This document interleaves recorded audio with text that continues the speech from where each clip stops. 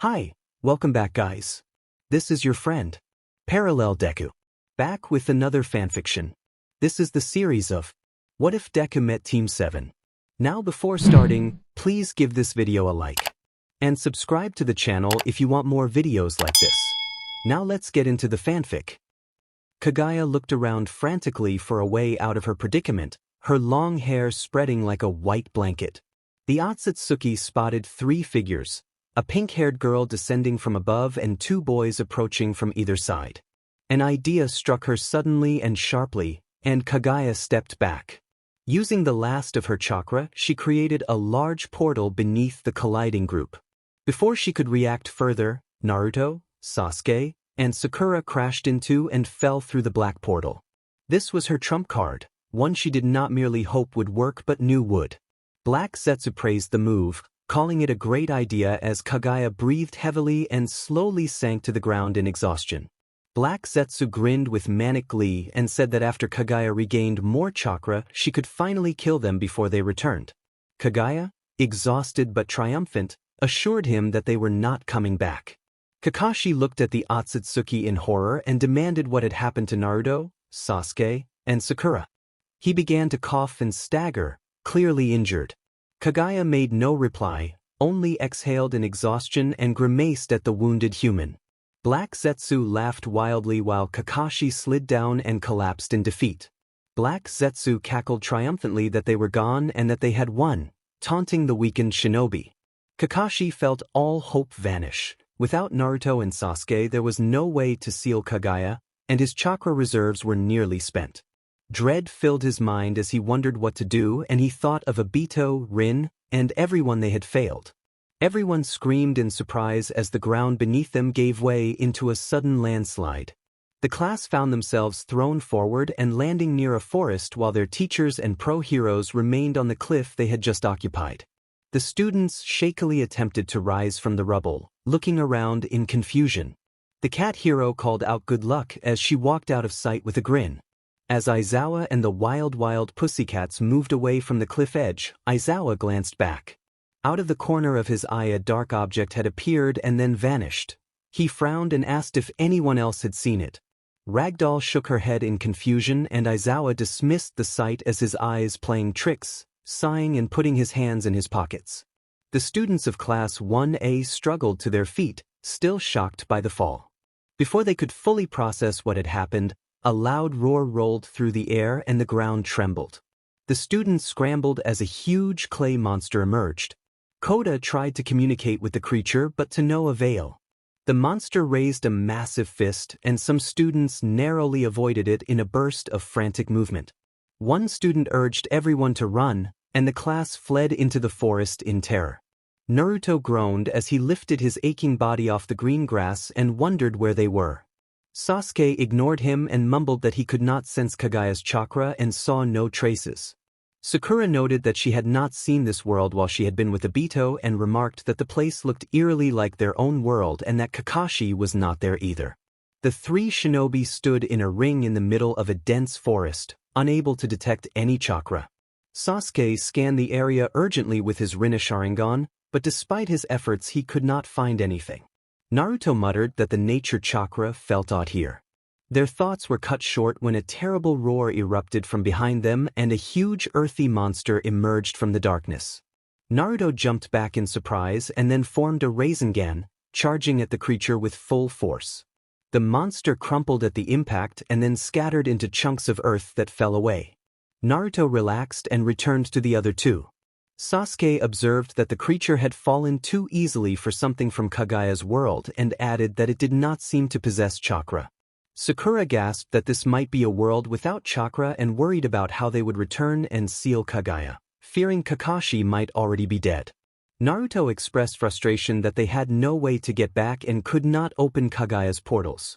Sasuke suggested they explore because Kaguya might follow them and they could not stay in one place. Sakura and Naruto agreed, but Naruto then pointed out falling trees in the distance. The three shinobi turned to see several large trees toppling one after another, the sound of snapping wood growing nearer. Sasuke cautioned that Kaguya would not give away her position and ordered them not to engage until they knew who it was. They moved through the trees, leaping branch to branch, and found a different group battling mud-like creatures. The students of Class 1A were fighting the monsters. Todoroki used ice to trap the larger foes while others worked to break them apart, and the rest of the class dealt with smaller enemies and scouted ahead. One student announced that the immediate threat seemed to be handled. The class exhaled, exhausted from the repeated clashes. One student shouted and charged forward, declaring that he would take down all the threats himself, while another hurried after him, calling for him to wait. Naruto observed quietly that they looked like students. From their high position in the trees, the three shinobi watched the class below. Sasuke noted that the creatures causing the destruction appeared to be the ones the students had been fighting, and that the students did not show any chakra points and did not look like ninjas. Sakura commented that this was the first world she had seen with life in it and that the people looked human. She questioned why Kaguya would bring them here. Sasuke suggested that Kaguya might have come to a world without chakra to prevent their return until she was ready to face them, which would also prevent anyone there from helping them if those people were unaware of their presence. Naruto shivered and Sakura asked whether they should try to talk to the people or lay low until they found a way to escape. Sasuke thought for a moment and decided they would lie low for now and learn more about the world before making contact. He noted that Naruto was still in Bijou mode and could not risk returning to it, and that they all looked battered and worn, bruised, dirty, and far from casual in appearance. Before they could respond, a loud, angry voice from below demanded to know who they were. The blonde shouted an expletive, then leapt up and used explosive bursts behind him to propel himself to a tree. Naruto sprang into action, landing 2 quick punches on the spiky-haired man, grabbing him by the back of his shirt, and touching down smoothly on the ground. Sasuke and Sakura followed, landing beside Naruto. Naruto began to explain that they did not want to fight and that it was a misunderstanding, but the spiky-haired man interrupted angrily and struggled to wrench free of Naruto's grip, shouting for him to let him go. The explosive-haired youth twisted free, jumped back, and threatened to destroy them if they did not leave the forest. Sasuke groaned and massaged his forehead in frustration. A woman called out sharply to indicate their location, and a man ordered the students to get away. Naruto, Sasuke, and Sakura found themselves cornered, facing about 20 students and 3 adults who resembled Jonin approaching from the right. Sasuke muttered that they had no choice and readied himself, preparing to activate Susanoo as purple flames began to rise around his shoulders. He reached for a kunai and assumed a fighting stance. Sakura leaned towards Sasuke and insisted that they could not fight. They did not understand this world and could not afford to waste chakra. Naruto agreed that Sakura was right and suggested they try to talk first, bracing himself for a long explanation. Sasuke scoffed and lowered his weapon, but the team remained alert. A black-haired hero demanded that they stop talking, identify themselves, and explain why they were there. The group of shinobi raised their hands in a conciliatory gesture. Naruto introduced himself as Naruto Uzumaki, explained that they were not seeking a fight, and admitted that it would take time to explain because they did not even know where they were. Sakura identified herself as Sakura Haruno and reiterated that they did not want conflict. Sasuke grimaced and introduced himself as Sasuke Uchiha when asked. Pixie Bob asked what their quirks were.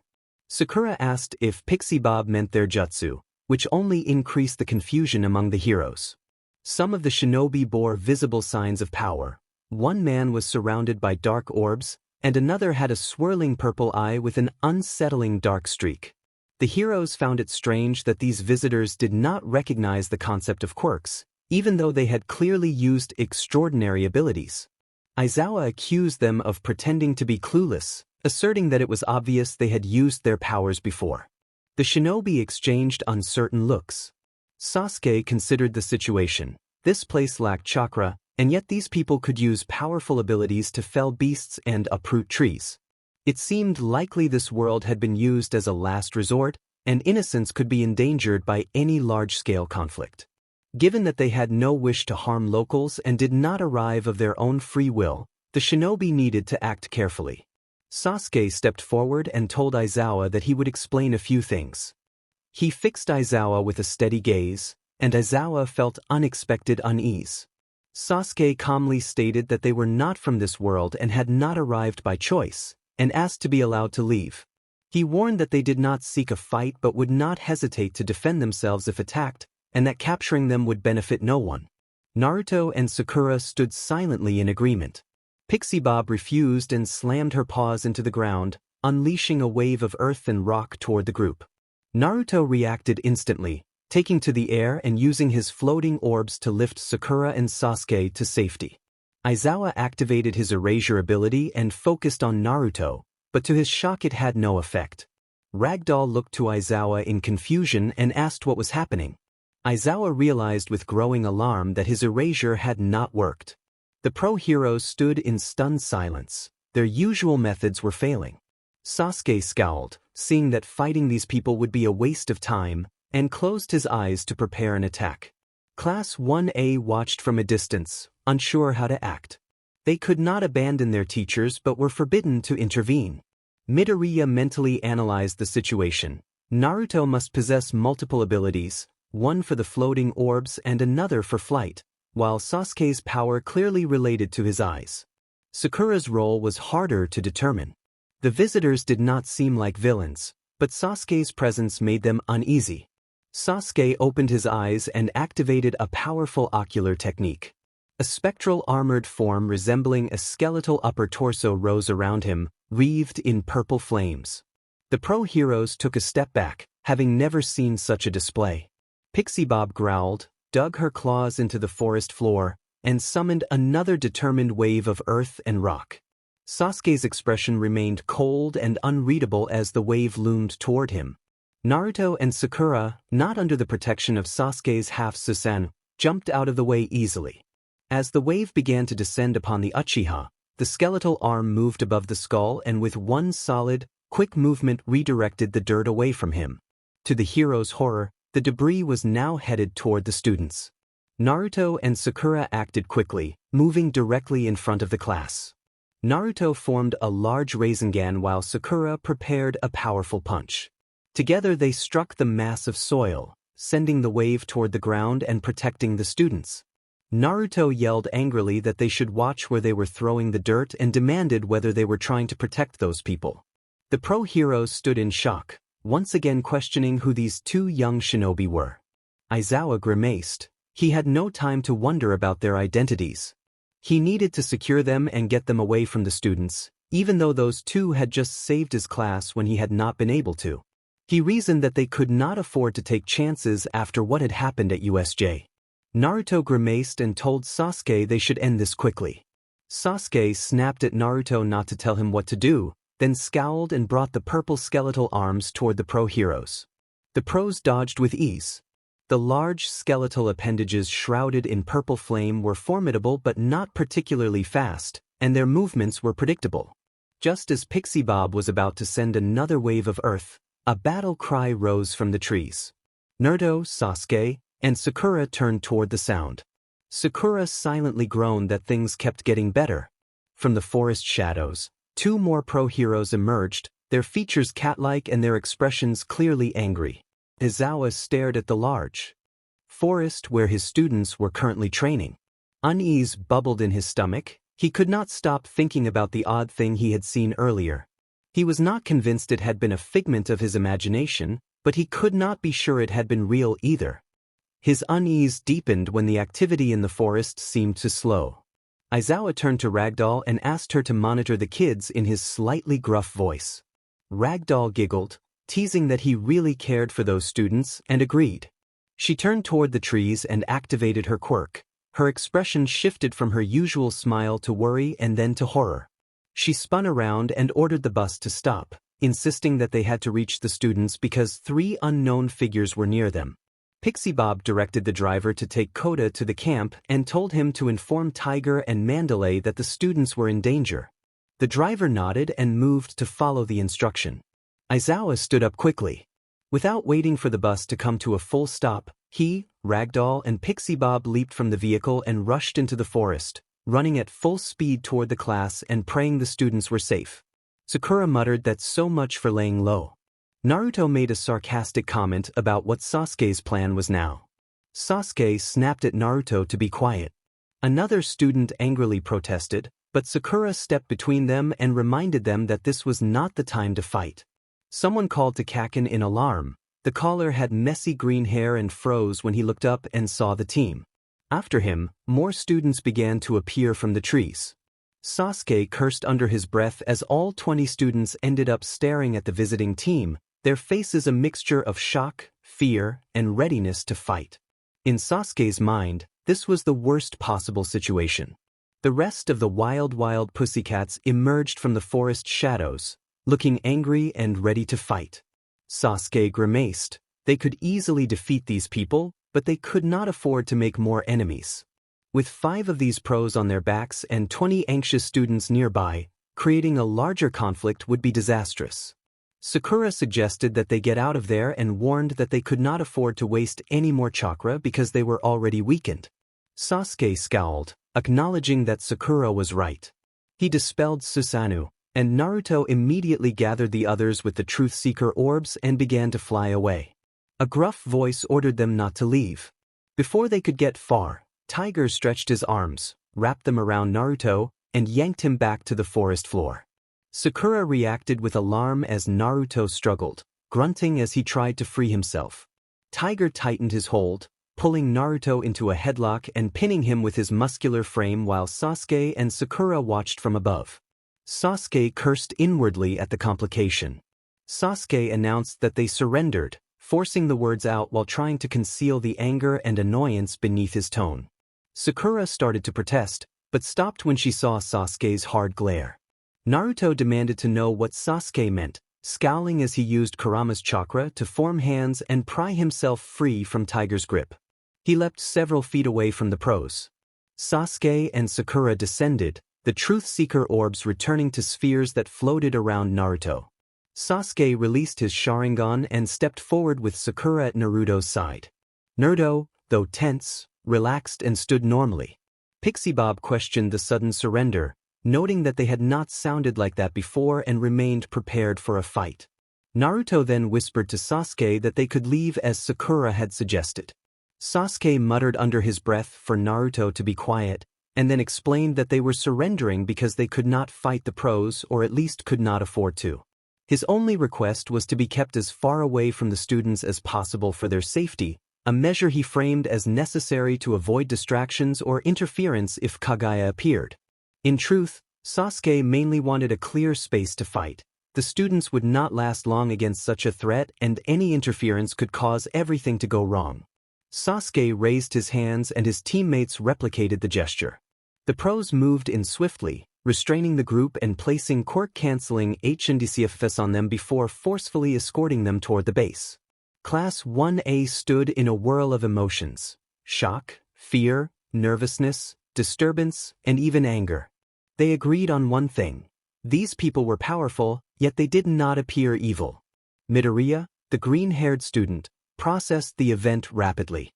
He wondered why they were here, why Mr. Aizawa's quirk had been ineffective, and whether they were connected to the League of Villains or All for One.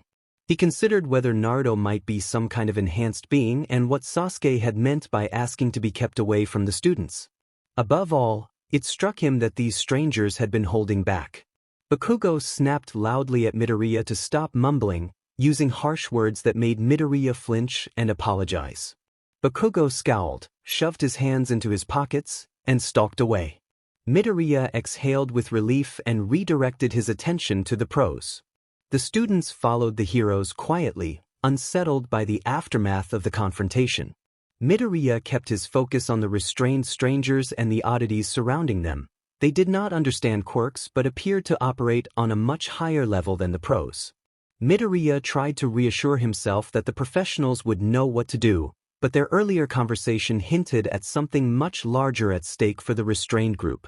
They had not come across as straightforward villains. They had saved the class and negotiated a truce without using lethal force, which could also be a calculated attempt to mislead everyone. The uncertainty lingered. Uraraka, noticing Midoriya's distracted state, asked if he was all right and pointed out how close he had gotten to the strangers. Midoriya admitted his uncertainty and asked if she thought the group was part of the League. Uraraka looked away, conflicted.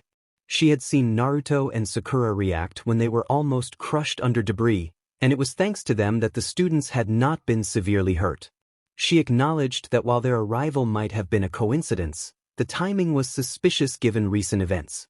Midoriya nodded and resolved to hold his questions for when more information became available. Bakugo was fuming, absolutely furious at what had happened.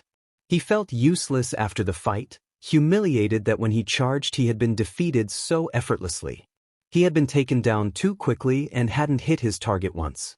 Bakugo scowled and dug his hands deeper into his pockets. Kirishima walked behind the angry blonde, matching his pace and trying to hide the worry on his face with a toothy grin. Kirishima praised Bakugo, telling him it had been pretty cool how he handled that guy back there and calling it super manly. Bakugo scoffed and told Kirishima to shut up, saying he hadn't even landed a hit and vowing to get that opponent back, angrily referring to the attacker as a glowworm. Sparks erupted from his hands as he growled. Kirishima looked away, concern filling him, and hoped Bakugo would not try anything reckless. The shinobi trio walked ahead of the group with their hands restrained behind their backs. They did not dare retaliate against the heroes and none of them wanted to continue fighting.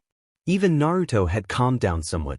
Their thoughts never stopped returning to their world, to the people they had promised to save, and to their sensei who was trapped with Kaguya. They needed to go back. It enraged them that it seemed impossible, but they believed there had to be a way. Eraserhead could not stop thinking about the odd fight as the pro-heroes approached the campsite. Other than the pink-haired girl, the three appeared to have multiple quirks. His own quirk had no effect on any of theirs, even though they clearly had emitter-type powers. After boasting at the start, they had surrendered unusually easily shortly afterward. He knew deep down that the trio could have defeated them far more decisively, so he wondered why they had held back. He also wondered why they had chosen to save the students. Aizawa scowled at so many unanswered questions and questioned whether they could continue the training. Even with uncertainties, it seemed clear that these people had no affiliation with the League and did not intend to attack them. He resigned himself to spending most of his time interrogating the trio and sighed. When the group reached the campsite, tension was everywhere. No one knew exactly what to think about the trio or the strange fight, but everyone agreed that the three were powerful. Eraserhead, Ragdoll, and Pixie Bob took the ninja team to a closed-off building far from the students. Naruto, Sasuke, and Sakura were placed in separate makeshift cells that sat next to each other, allowing easy communication despite the separation. Tiger and Mandalay were assigned to guard them until more heroes could arrive. Meanwhile, Class 1A and 1B continued their training far from the captured ninja. Naruto crouched on the floor of his cell with his hands still in the quirk-canceling restraints. He was no longer in bijou mode and wore an orange jacket and pants that had been reduced to rags. A deep scowl marked his face. Frustration boiled within him. The tailed beasts inside him remained quiet, unsure what to say to the angry teen. Sakura sat in the cell to Naruto's right, feeling defeated. They were trapped in this world in more ways than one. This place lacked chakra, yet its people had abilities similar to their jutsu. They had no clear understanding of each other's powers. Sakura sighed, wishing only to heal her teammates and return to the battlefield as quickly as possible. Sasuke sat in a corner with his hands cuffed behind his back, already planning their escape and searching for a way back to Kaguya. Although escape seemed straightforward in theory, returning to their world felt impossible. He shared Naruto's frustration. Naruto called to Kurama inside his mind. Kurama opened his eyes and informed Naruto that it was no use. He could not sense any chakra at all, not even nature chakra, and Naruto would not be able to enter Sage mode. Naruto cursed and asked if anyone had any ideas on how to get back. The tailed beasts remained silent and shook their heads. All of them wanted to return, but none had a plan. Naruto sat down in his inner world with a frown, frustrated and without answers. Meanwhile, Class 1A prepared food together while Aizawa, Pixie Bob, and Ragdoll watched them carefully. The students were still tense after what had happened earlier that day, but most of them were doing their best to put it aside, and the atmosphere among them had brightened. The teachers, however, remained on edge and debated whether they should leave in case of another attack. Aizawa sighed. The students were safe for now, but he could not shake the uneasy feeling that something larger was involved with the group that had been captured, something beyond the League. He decided to leave the broader investigation to the police, but he also considered interrogating the newcomers himself. He had dealt with villains before. As a teacher, it was his duty to ensure his students' safety. Aizawa told Pixie Bob that he was going to see the prisoners and instructed her to watch the class. He walked toward the makeshift holding area with a calm, steady gait, though his thoughts churned. He needed to know exactly who these people were, where they came from, and why they were here. Before he entered, Aizawa informed Tiger and Mandalay of his plan. Though nervous, they agreed. Tiger would supervise from just outside the door while Mandalay monitored the cameras and recorded the conversation.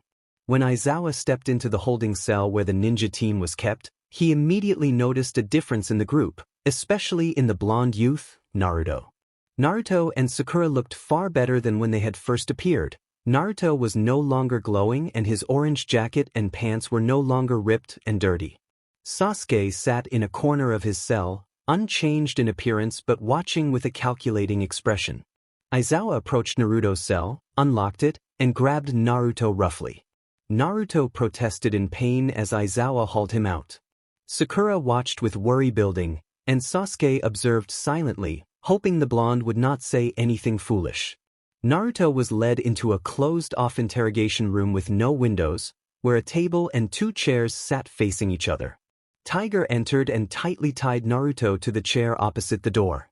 Naruto winced as the rope pressed against his already sore skin and stared at Aizawa with a mix of confusion and caution. He knew he had to be careful with his words. A wrong answer could make an already difficult situation worse. Naruto tried to reason with Aizawa, calling him Scarf Gramps, and asking to be released because he had something important to do. Aizawa raised a brow at the nickname and asked for Naruto's name, age, and origin. Naruto said he was 16 and that he and his teammates were not from this world but from Konoha, the village hidden in the leaves, indicating his headband. Aizawa noted his surprise that someone so young could be so powerful. He scowled and demanded to know what they were doing here. Naruto explained that they had been teleported here by Kaguya, a woman who had trapped everyone in an illusion and was trying to destroy the world. Naruto insisted that they were the only ones who could stop her and that he had promised to save everyone. Aizawa was skeptical and scoffed that he would have heard if the world were in danger. Naruto, growing frustrated, raised his voice and repeated that they were not from this world and that if they did not seal Kaguya, everyone here would be at risk. Aizawa asked, with heavy sarcasm, what their world was like. Naruto described their life as ninja who fought using inner energy and special techniques. He mentioned a long, complicated war and that they were fighting against Kaguya, who was overwhelmingly powerful. Naruto said that a figure they called Super Gramps had entrusted him and Sasuke with extraordinary power and that he had promised to seal Kaguya and save everyone. Tiger, stationed outside the door, tensed and prepared to rush in, but Aizawa signaled through the small window for him to stay back. Tiger paused, eyes locked on the room. Aizawa, maintaining a calm expression, told Naruto that if he could demonstrate this energy, he might be allowed to go. Tiger entered the room and undid Naruto's restraints. Naruto placed his hands together, closed his eyes, and focused his energy. A blue aura gathered and condensed around him, and both Aizawa and Tiger stepped back in visible surprise. Naruto explained that the energy was his and that he could perform many techniques. He formed a hand sign and activated a shadow clone technique. 2 identical copies of Naruto appeared at his sides in a smooth, unmistakable manifestation of his power. Aizawa realized, without fully understanding how, that the boy was telling the truth. They were from another world, and if they were, then Kaguya was likely real as well. Aizawa declared that was enough. The shadow clones vanished in a brief puff of smoke. Naruto grinned and asked whether Aizawa believed them now, explaining that they could not remain and that lives were in danger. He added that teacher Kakashi was trapped with Kaguya and that they had to save him. Aizawa stared at the determined young man before him, then sighed and glanced toward Tiger. Tiger looked at Aizawa, silently asking what he wanted to do. Aizawa looked back at Naruto, realizing he could not let them go yet but also could not keep them confined.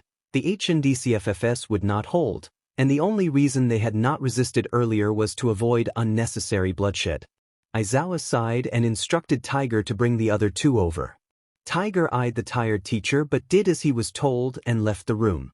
Naruto looked to Aizawa eagerly and asked if they would be allowed to go. Aizawa said he would explain once their friends arrived. Sasuke's eyes shot open as footsteps approached his cell. He looked up to see one of the people they had been fighting standing in front of him, tall and muscular, though Sasuke did not show any sign of intimidation. He scanned the area and realized Naruto was nowhere to be found. Sakura noticed as well, and worry and nervousness creased her features. Sasuke demanded to know where Naruto was. Tiger assured him that he would take them to Naruto and that their comrade was fine. Tiger opened Sasuke's cell, grabbed him by the cuffs, then did the same to Sakura. He led them down the corridor and ushered them into the room where Naruto and Aizawa were seated across from each other at the table. Naruto smiled when he saw his friends and greeted them warmly. Sakura called his name, and Sasuke remained silent but felt a secret relief at seeing Naruto unharmed. Sakura and Sasuke moved to stand beside him. Aizawa put his hands in his pockets, rose from his chair, and sighed as he regarded the group with tired eyes. Aizawa explained that it was clear they were not from this world and that he could not yet determine how that had happened. He said they could not be released immediately, but he also could not keep them confined with a clear conscience. Until a decision was reached, they would be allowed to stay freely under certain conditions. Aizawa stated that they could not leave the area without permission and that they should avoid contact with the students while training was underway. The shinobi team exchanged glances. The arrangement was not ideal but better than their other options. Sasuke agreed to the terms and asked if there was anything else they should know. Aizawa replied with visible relief and explained that this world was divided between heroes and villains, and that the school trained a new generation of heroes. He warned that there had been trouble recently from a group calling themselves the League of Villains, but he believed the training camp was kept secret enough that it was unlikely they knew of its existence. He reassured them that they should be safe here. The team nodded, and Sakura bowed to express thanks. Aizawa waved off the formalities, told them to call him Aizawa, and said he would lead them to where they would be staying. It was a flashback to when Aizawa led Team 7 to their temporary lodging. Aizawa guided the team to a remote area where a small building stood. He explained that this was where they would be staying, since they had requested to be away from the students. He noted that it was small and not prepared for surprise visits. Naruto, Sasuke, and Sakura examined the building. It was not ideal, but as ninjas they had slept in worse conditions. Sakura thanked Aizawa for arranging it. Aizawa sighed and told them that being secluded would also provide a good place to explain things about the new world. He described quirks and how roughly 80% of the population had them, producing a society of heroes and villains. He explained that the youngsters they had met were training to become heroes and that he and others were professional heroes. He identified the group they had encountered as the Wild Pussycats and named the members who had guarded them as Tiger, Mandalay, Pixie Bob, and Ragdoll. He added that there were other hero groups in the region and that he would inform them of the situation. Aizawa warned that the students would likely ask about their quirk and instructed them to say that they had been forbidden to discuss it. He explicitly told them not to reveal where they came from or to mention Kaguya, since the students were still children and did not need that burden. The team nodded in understanding. Sasuke stared blankly, his mind ticking through plans and contingencies. Aizawa said he would brief the others and return later to introduce them to the students, then left. Later, in a classroom, a spiky-haired blonde stood with one foot on a table and an angry expression, explosive energy flaring from his hands. Midoriya called out to him in concern. Kirishima moved to calm the blonde and asked what he was upset about. Bakugo insulted Kirishima and hurled a cutting remark at someone with messy hair. Ida warned that their guests should not be treated rudely. The class tried to calm Bakugo, but his mood only intensified and he challenged anyone who would fight him. Naruto, Sasuke, and Sakura watched the commotion with confusion. Bakugo continued to demand a fight. Sakura intervened and struck Naruto hard to stop him from charging in, knocking him forward and leaving him dazed near a shallow crater formed by the impact. Sakura scolded Naruto for risking unnecessary fights and reminded him they needed to preserve their strength. Naruto complained as he got up and rubbed his head. Sasuke shook his head and muttered that Naruto had been foolish. The students of Class 1A stared at the spot where the impact had occurred, then at Naruto, who appeared mostly unharmed. Midoriya was internally stunned by the newcomers. Sakura stated that they would not fight and insisted Naruto agree. Naruto reluctantly complied. Bakugo taunted them, questioning whether they were afraid. Before tensions could escalate, Aizawa appeared behind Bakugo, admonished him for the disturbance, and told him to stand down. Aizawa then took Bakugo aside for a private talk. Tenya Ida rose to apologize for his classmates' behavior, bowing formally and introducing himself as class president and stating his age. He held Bakugo responsible as class president.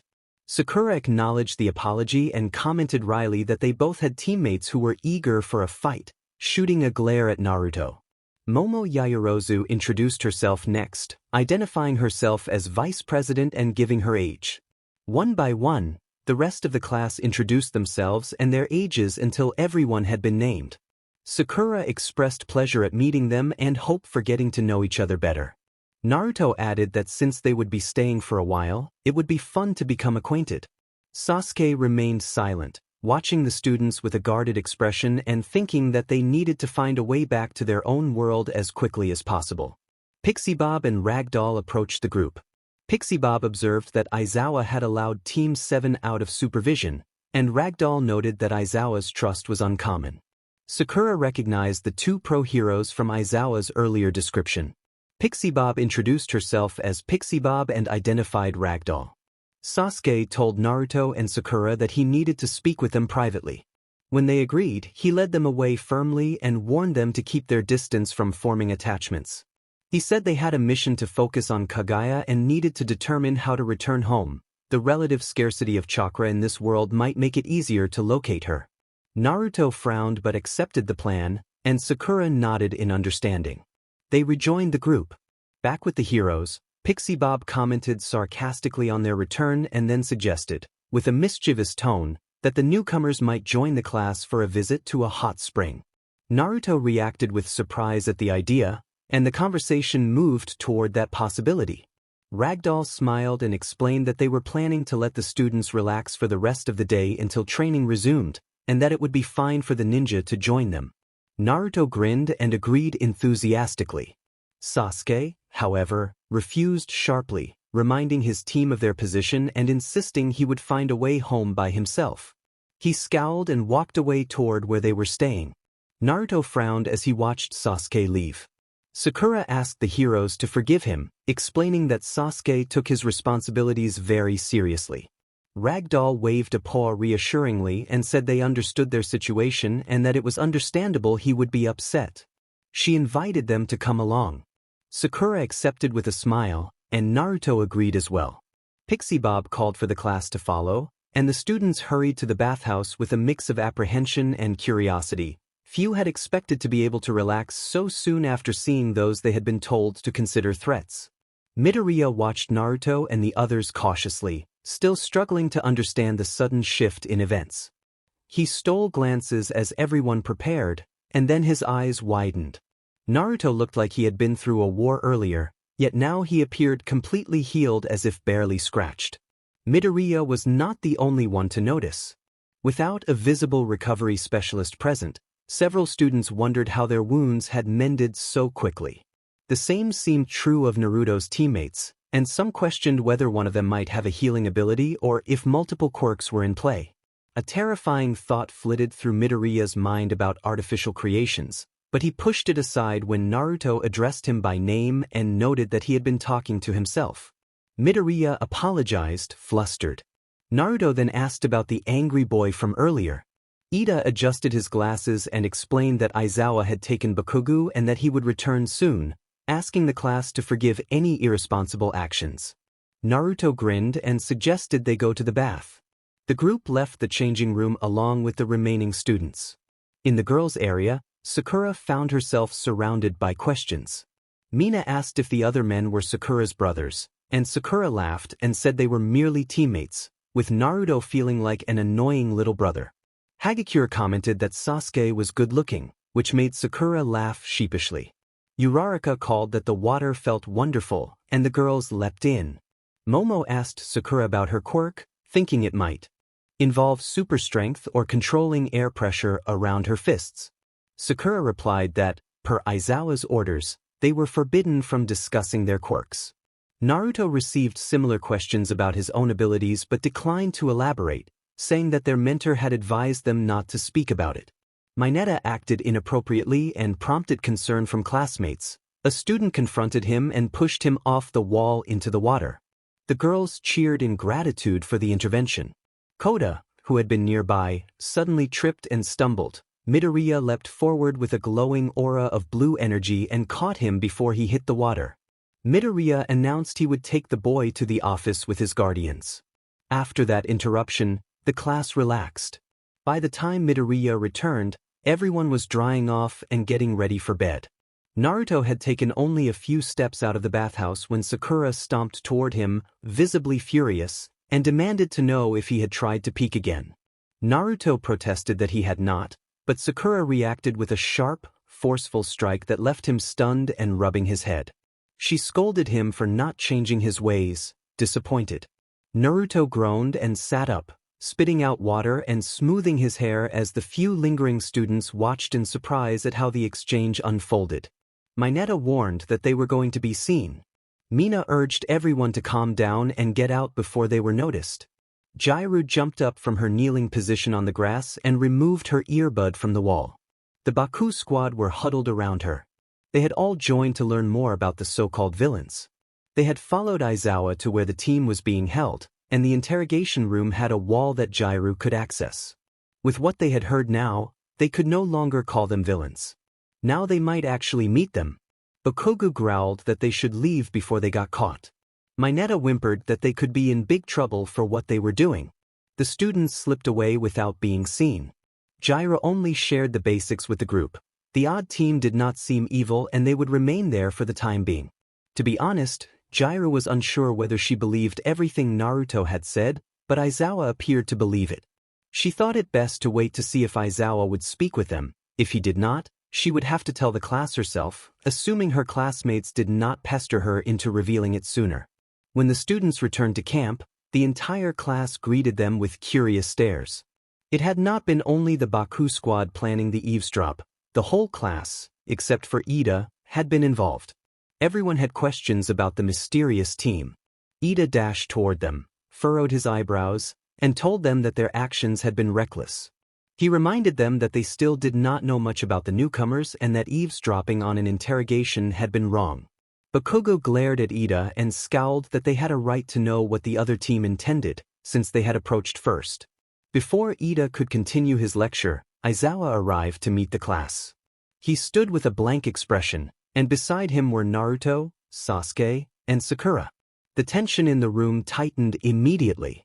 Everyone fixed their eyes on Aizawa and the team. Aizawa put his hands in his pockets, surveyed his students, and informed them that after the interrogation they had learned the newcomers were not villains. He explained that they would not disturb the class during training and did not pose a threat, and that they would remain there for the time being. With that, Aizawa left, leaving Team 7 and Class 1A together. Naruto scratched the back of his head and looked over the class. Sakura considered how to ease the awkwardness, and Sasuke remained silent. Sakura suggested that they introduce themselves first to break the tension. Naruto introduced himself as Naruto Uzumaki, aged 16. Sakura introduced herself as Sakura Haruno, aged 17. Sasuke sighed that introductions were useless and then identified himself as Sasuke Uchiha, aged 17. Sakura apologized for any trouble they had caused and acknowledged that the students were training to be heroes. Bakugo continued to glare from the back while Kirishima watched him with concern. Suddenly Bakugo slammed his hand on the wooden table and stood up, challenging Naruto to a fight. Day 1 of training. The class trained hard, each student working to improve their quirks. Team 7 sat on the mountainside, watching the demonstrations with a perfect view. Sasuke showed little interest in the students themselves but studied their power carefully. He worried that if Kaguya attacked, he needed to know who among them might stand a chance in a fight. Naruto and Sakura were more relaxed. Naruto was genuinely curious about the aspiring heroes, and Sakura thought it would not hurt to make a few friends in a world they barely knew. Naruto observed that the students were very powerful, and Sakura agreed that many of them would become great fighters one day. Sasuke scowled inwardly. Personal attachments were dangerous. They needed to prepare for Kaguya, who was merciless, and only a few here might survive a true battle. A voice from behind interrupted them. Aizawa, the tired teacher of Class 1A, stepped forward with his hands in his pockets and questioned Naruto about his age and claims of fighting on the front lines. Team 7 exchanged confused looks. In the shinobi world, it was common for even 11 or 12-year-olds to face danger on missions. Sakura explained that shinobi missions were assigned by rank rather than age. Jonin were the highest, then Chunin, then Genin. Jonin and Chunin handled most frontline fighting and were generally 15 or older, while Genin were often 12 or 13 rookies left in villages to protect the people. She noted that their worlds worked very differently and that they focused on power because it was needed now. Aizawa trailed off, reflecting that they were only kids and already fighting in a war.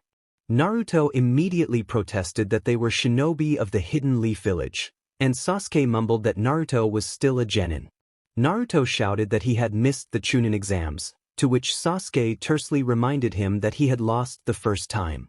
Sakura sighed and told Naruto he had not been supposed to fight in the war, and Naruto shot back that Sasuke had not been supposed to show up either.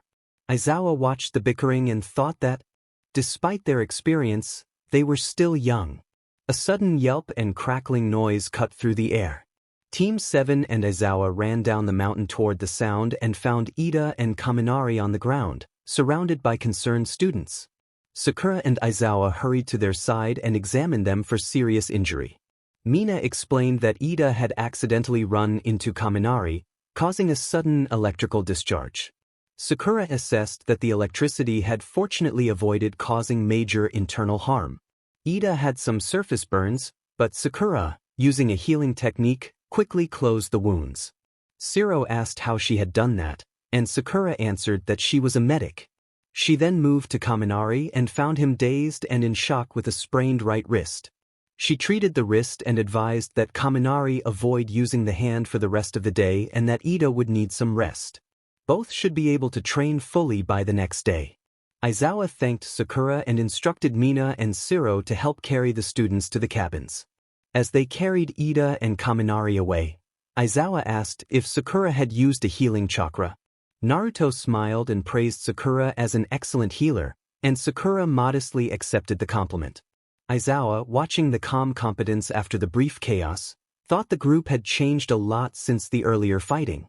As the day waned, Aizawa reminded Team 7 that the students would have to prepare their own meals later and suggested that Team 7 cook with the students, though it was not required. Sasuke remained quiet through the day, his mind fixed on escape. He could not bear attachments. They had to find a way back. He constantly tried to devise a path home, but his plans kept drawing blanks. It frustrated him that his teammates preferred to bond with the others instead of focusing solely on escape. Sasuke harbored goals and strategies he would pursue at any cost. Naruto, beneath his energetic exterior, felt a heavy weight of depression. He knew he was not the smartest, but he was desperate to fulfill his own promises and return home. Like Sasuke, Naruto wanted to get back. Sakura, as Tsunade's student, also had duties and longed for her parents, friends, and home. All three of them resolved to return and to defeat Kaguya. Team 7 held firm in their determination to make it back home and face Kaguya together. Midoriya almost screamed in disbelief that these people were incredibly powerful but did not know how to cook. Naruto sheepishly admitted that he knew how to make ramen. Sakura added that she could make food pills. Sasuke said nothing, though he knew he couldn't cook well either. They were shinobi, not chefs. Any food they made was for convenience and designed to be quick and filling rather than refined. Cooking fish over an open fire or eating rations was their norm. Making something like curry was a totally different level for Team Midoriya was stunned that they could nearly take down a team of pro heroes yet couldn't cook. He offered to help, and Naruto grinned wildly, thanking him. Midoriya blushed, insisting it was no problem. Sakura smiled and thanked Midoriya as well. Sasuke looked away, embarrassed but acknowledging that he needed help too. With Midoriya's guidance, Team 7 began cooking. It was rocky at first, but the small group eventually got the hang of it. Midoriya demonstrated how to cut the chicken and nudged his cutting board toward Naruto. Naruto nodded and Sakura followed closely behind. Sasuke, meanwhile, found another practical use for his Sharingan to observe technique and timing. Before long they finished their dishes. With Midoriya's help, Team 7 produced a meal that at least resembled curry in appearance and taste. Naruto beamed as he ate and thanked Midoriya, who rubbed the back of his neck and insisted again that it had been nothing. Sakura mentioned that she had modified the original recipe to make it healthier and offered a taste to Naruto. Naruto declined, and Sakura compared it to the food pills he had accepted during training, pushing a forkful forward. Naruto cringed and leaned away. Sakura then offered the food to Sasuke, who glared at it and refused. Sakura sighed and took a bite, forcing down a grimace.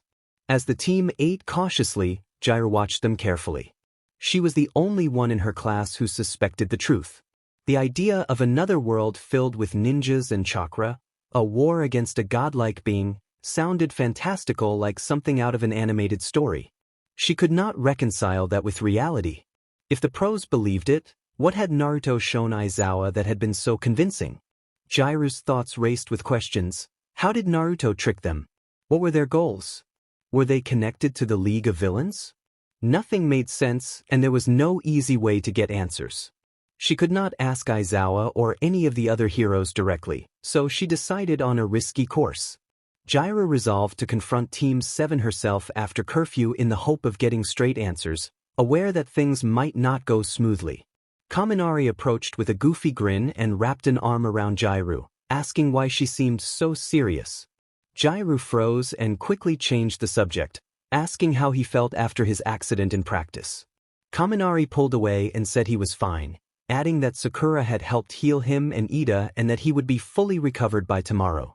Jiraiya thought that Sakura's recovery ability rivaled other healers. Kaminari left with a mischievous expression, and Jiraiya sighed and crossed her arms as she watched him go. A few feet away, Midoriya stood watching Team 7 as they ate their curry and chatted. He could not stop thinking about the odd group. From the outside they seemed like a normal group of friends. If not for their clothes they would fit into society easily. In battle, however, they had been like unstoppable monsters. Midoriya admitted to himself that they could have overpowered Aizawa and the other pros if they had wanted to, though he told himself that the heroes would have found a way to prevail because that was what heroes did. He refused to either underestimate the heroes or overestimate these newcomers. Naruto and Sakura had acted without hesitation to save them, which argued against villainy. Midoriya wanted answers. He could not ask Aizawa or the Pussycats, and All Might was not present. That left Team he decided, with determination burning in his eyes, that he would go to them alone that night and ask them. Bakugo, already furious, muttered that the glowing newcomer thought he was better than everyone, and vowed to prove otherwise. He lunged toward Naruto with explosions erupting from his right hand, intent on showing his strength. Naruto dodged the attack with surprising ease while still holding his curry. Ida stepped in and admonished Bakugo, reminding him that attacking others in that way was unheroic and against the rules. Midoriya watched in disbelief and wondered how Naruto had managed to dodge so easily, drawing an uncomfortable comparison in his mind to someone he knew from another place.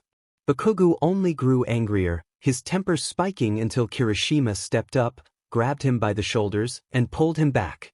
Kirishima apologized to Naruto for his friend's outburst and tried to calm Bakugo, telling him to settle down before he caused trouble. Bakugo struggled and cursed under his breath but eventually allowed himself to be led away, still scowling. Kirishima released Bakugo once they were a safe distance away and gave him a firm, calming look. He urged Bakugo not to do anything reckless and added a friendly, supportive grin. Bakugo grumbled a reluctant agreement, and Kirishima, relieved, returned to the group with a toothy grin. Kirishima told Bakugo he was going back to the others and asked if he wanted to come. Bakugo sighed and said he would go later. Kirishima said goodbye and walked off. Bakugo clicked his tongue and warned Kirishima not to do anything reckless, then muttered to himself about who Shitty Hair thought he was. He crossed his arms and leaned against the wall of the building Kirishima had brought him to. He decided he could not let that glowing rival think he was weak, but he could not fight while everyone was around. The only option was to challenge him at night. If he waited until after camp, he would lose his chance. He resolved it would be tonight. Standing up with a grimace, Bakugo vowed to face Naruto that night. Night had finally fallen. Almost everyone was asleep as Jiraiya slipped through the door and made her escape. She had planned everything. All she could do now was hope it went as planned. She moved quietly past the buildings that ring the main area of the camp, careful to avoid where her teachers and friends slept. Jiraiya kept absolutely silent. She could not take any risks, she needed answers. Meanwhile, Team 7 huddled in the small building, discussing escape plans. Every option they devised so far had dead-ended, and each failure brought another pang of despair. Naruto refused to give up and kept encouraging his teammates. He would not break the promises he had made. He insisted they hold on to hope even in their current situation. Sakura asked about the chances that Kaguya would come to them first. Sasuke leaned against the wall, arms crossed, and observed that the odds were about 75%. He added that he had noticed something strange about this world. It had been nearly 3 days here, yet their chakra had barely recovered. He explained that time appeared to run differently here and that their own world seemed to be moving much faster. He suspected it might not even have been 5 minutes there. Naruto jumped up and asked if teacher Kakashi would be alright. Sasuke nodded slowly and framed his statement as only a theory, but one that made it likely Kakashi was fine. Sakura breathed a long sigh of relief and allowed herself a small smile for the first time in what felt like years. Naruto brightened and said they still had time. Sasuke, however, reminded them that they still had no solid plan to get home. A cold silence fell over the team as he warned that their only real chance might be to wait until Kaguya came to them, and even then they did not know how long it would take. Sakura finished his thought by noting their lack of knowledge. Sasuke emphasized that until they found a way home they could not waste chakra on reckless moves and would have to play by this world's rules for longer than expected. Naruto slammed his fist against the wall and cursed in frustration. Outside, Midoriya clung to a tree near the building Team 7 occupied. He flinched when a loud thud echoed from inside. He wanted answers. He wanted to understand why the pros had stepped in to help them so suddenly, who those pros were, why they were here, and the nature of their quirks. Something significant had to be happening if the pros intervened after the recent attacks. As Midoriya prepared to move, a dark figure flashed at the edge of his vision. He ducked behind the tree trunk and watched the quick figure approach the building. The green-haired boy recognized the silhouette and felt his eyes widen. Jiraiya. He wondered what she was doing here, then realized the answer. Like him, she wanted answers. Jiraiya hurried through the small clearing and stood before the door with a knot in her stomach. Beyond that door lay the possibility of answers. She debated whether she wanted them if they came with a huge risk, then told herself it was too late for doubts. It was now or never. She drew a deep breath and was about to knock when a strong hand landed on her shoulder. Spinning around, she found herself facing the familiar green-haired boy. Jiraiya asked Midoriya what he was doing there. Midoriya replied that he wanted answers too and explained he knew only what Aizawa had told them. Aizawa's story did not explain everything. Jiraiya admitted she did not fully believe what she had heard either, which was why she had come. The two students fell silent and returned their attention to the doorknob. Jiraiya turned it and opened the door. Team 7 tensed when they heard the door open and turned to face the hallway. Sasuke demanded to know who was there. Midoriya and Jiraiya entered the hall, and Team 7 stared them down. Sakura told them that curfew had already passed and questioned why they were out. Jiraiya looked up at the pink-haired ninja, swallowed her fear, and confronted them. She said she had heard what they had told Aizawa and that they were not from this world. Midoriya stared at Jiraiya and then at Team 7 in disbelief. Sasuke's stare hardened. He knew complications were coming and resented the situation.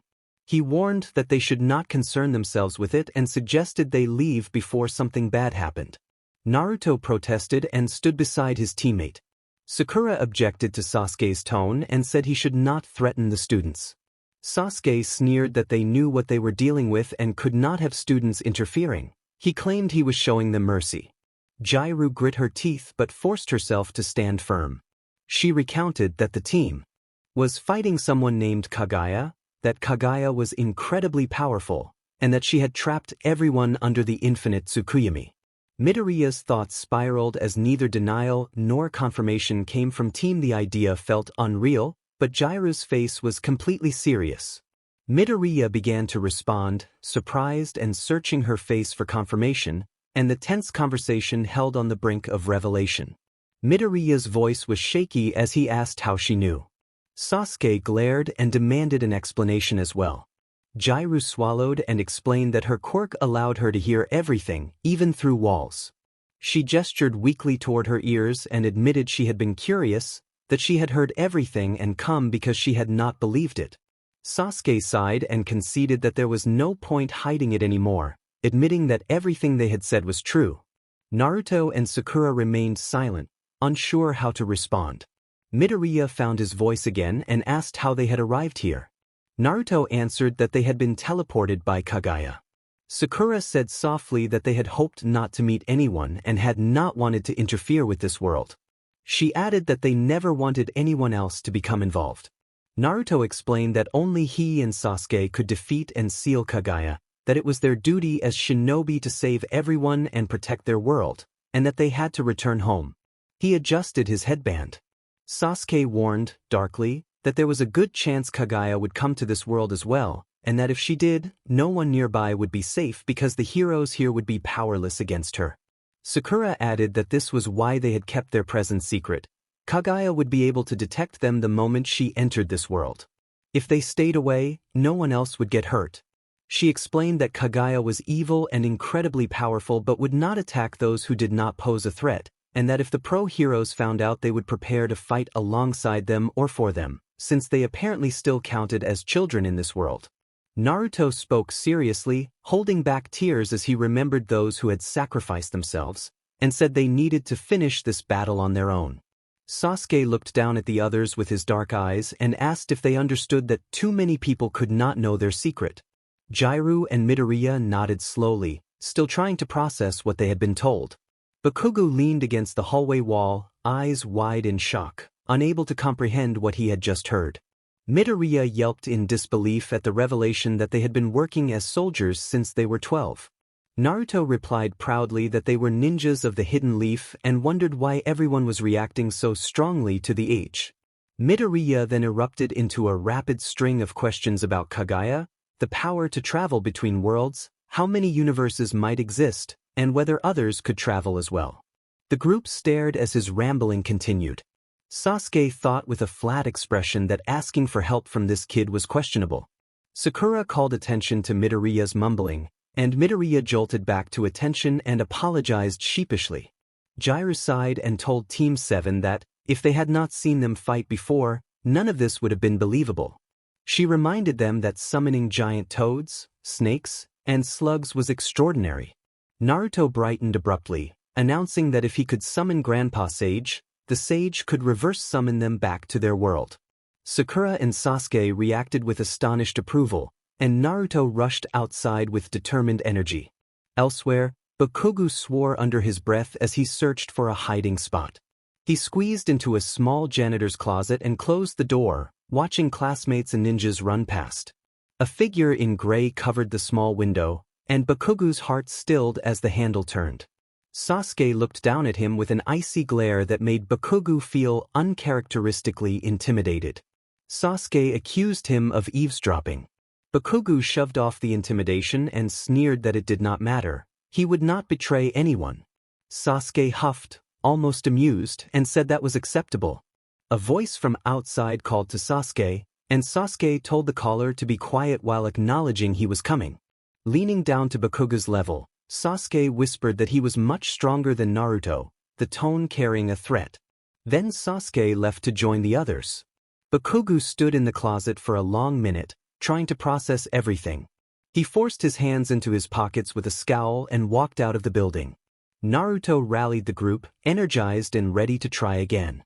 He performed a hand seal and placed his palm on the grass, producing a circular summoning symbol. Midoriya and Jairu watched as smoke fanned up from the circle and then dispersed, revealing a single tadpole. The group reacted with a mixture of surprise and amusement. Sasuke nearly laughed and called him an idiot, while Sakura noted that weaker results from summoning made sense under the circumstances. Midoriya, thoughtful, pointed out that it was still impressive that anything had been summoned at all. Naruto protested at the implication and flailed to clarify himself. The tadpole vanished in a puff of smoke. Naruto wondered aloud whether he needed to use more chakra. Sasuke rebuked him to preserve chakra because they could not recover it as they once had. Sakura agreed, explaining that even though Naruto recovered chakra faster than the others, he could not expend it recklessly. She reminded him that he had already used too much by summoning the tadpole and that he would have been unconscious if it were not for the tailed beasts within him. Naruto sank to the ground in frustration. Midoriya asked about the tailed beasts, and Sakura explained that they were giant chakra creatures whose number of tails reflected their power. She said they were remnants of Kaguya's former powers, now separated, and that at the moment all of them were residing within Naruto. Suddenly, a high-pitched voice interrupted indignantly that having one tail did not mean weakness. Jiraiya reacted with confusion and concern. Naruto's eyes flashed black with golden irises as he announced that the voice belonged to Shikaku, asserting strength. Midoriya exclaimed at the change, and another voice scolded someone for taking over Naruto's body without asking, this time smooth and feline. Naruto's eyes then became white and blue. A deeper, almost raspy voice soon emerged with feral red eyes, claiming dominance over the boy. Shikaku demanded to be released so he could prove his power. Naruto, shifting back to his normal blue eyes, warned that he could not release them here because they would damage the camp. Shikaku protested again, telling him to go somewhere else.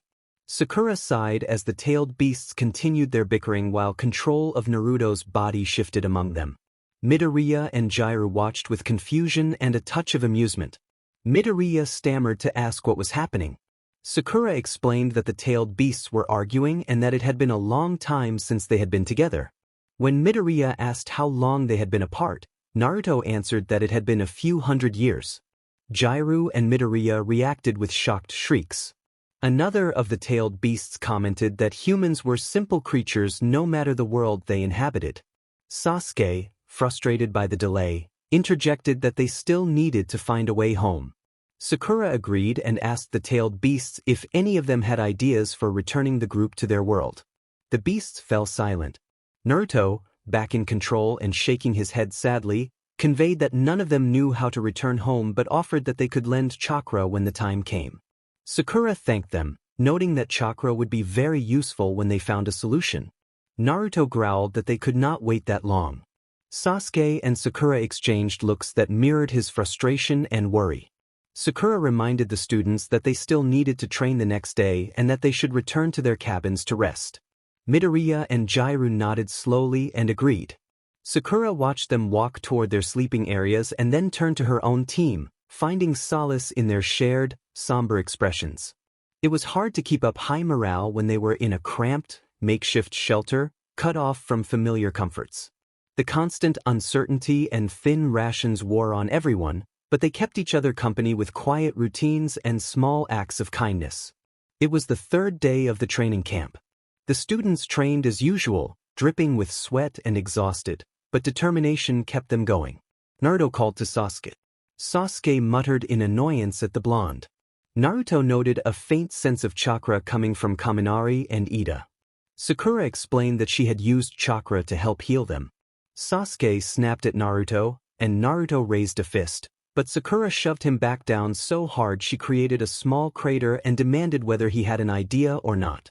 Naruto groaned, then sat back down with his friends and said he did have an idea that was not about getting home. Sasuke and Sakura looked at him expectantly. Naruto scanned the students training below and took a deep breath. He warned there was a good chance Kaguya would come here before they reached her, and if time ran differently they could be stuck here for months until she returned. Sasuke growled that they already knew that and asked what Naruto's point was. Naruto proposed that, since Hagoromo had passed on chakra which eventually led to shinobi, they could try giving chakra to the locals so those students could protect themselves and have a better chance at defeating Kaguya. Sakura admitted the idea had merit but pointed out they did not know how long it would take to teach jutsu. She cautioned that the locals' bodies might be different in this world, making it a gamble. Sasuke watched the students working hard and weighed the possibilities. Giving chakra could help, but if Kaguya arrived early and the newly empowered were untrained, it would be disastrous. If time worked in their favor, they might field a trained force. Sasuke ultimately judged it too risky and said it would take years to determine suitable jutsu and hand signs if the students had different chakra natures. Naruto began to protest, but Sasuke countered that they knew nothing about this world beyond their immediate area and, for all they knew, the locals could be hostile. Giving them chakra could backfire. Naruto grew frustrated and demanded an alternative, looming over Sasuke. Sakura placed a hand on Naruto's shoulder to calm him, reminding him they could not afford internal conflict and agreeing that Sasuke was right. Naruto sighed and sat back down, legs dangling over the cliff, watching the students train restlessly. The scene reminded him of his own youth training and fighting alongside friends. He rested his head on his knees and silently promised that he would return and save everyone. Ragdoll announced that it was time for the students' reward. Everyone gathered just outside Beast's forest. Team 7 stood off to the side, watching the group in silence. Aizawa stood with them, observing his class. The students seemed to be enjoying themselves, except for Midoriya, who looked nervous about the test of courage. Sasuke asked Aizawa whether there was a risk of attack at a hero training camp and whether there should be more heroes present. Aizawa explained that they had taken precautions, that the camp had been kept secret to minimize outside threats, and that it was not their first time under attack. Sasuke asked who the villains were, noting they did not sound like normal thugs. Aizawa said they called themselves the League of Villains, a dangerous group aiming to bring down the school and the number one hero, All Might. Sasuke suggested there might be a connection to them. Aizawa acknowledged the initial suspicion and admitted lingering uncertainty despite the students' apparent trust. Sasuke insisted that they had told the truth. Aizawa turned his attention back to the students. The Pussycats finished their explanation and everyone prepared for the game, but Aizawa pulled Kirishima, Mina, Siro, Sato and Kaminari aside to tell them they still had work to do. Those students protested but followed, and the others lined up to enter the forest. Naruto, Sasuke and Sakura sat on a bench and conversed quietly while the courage test went on. Pixie Bob, Mandalay and Tiger stood just outside the forest near Team. Everything seemed lighthearted.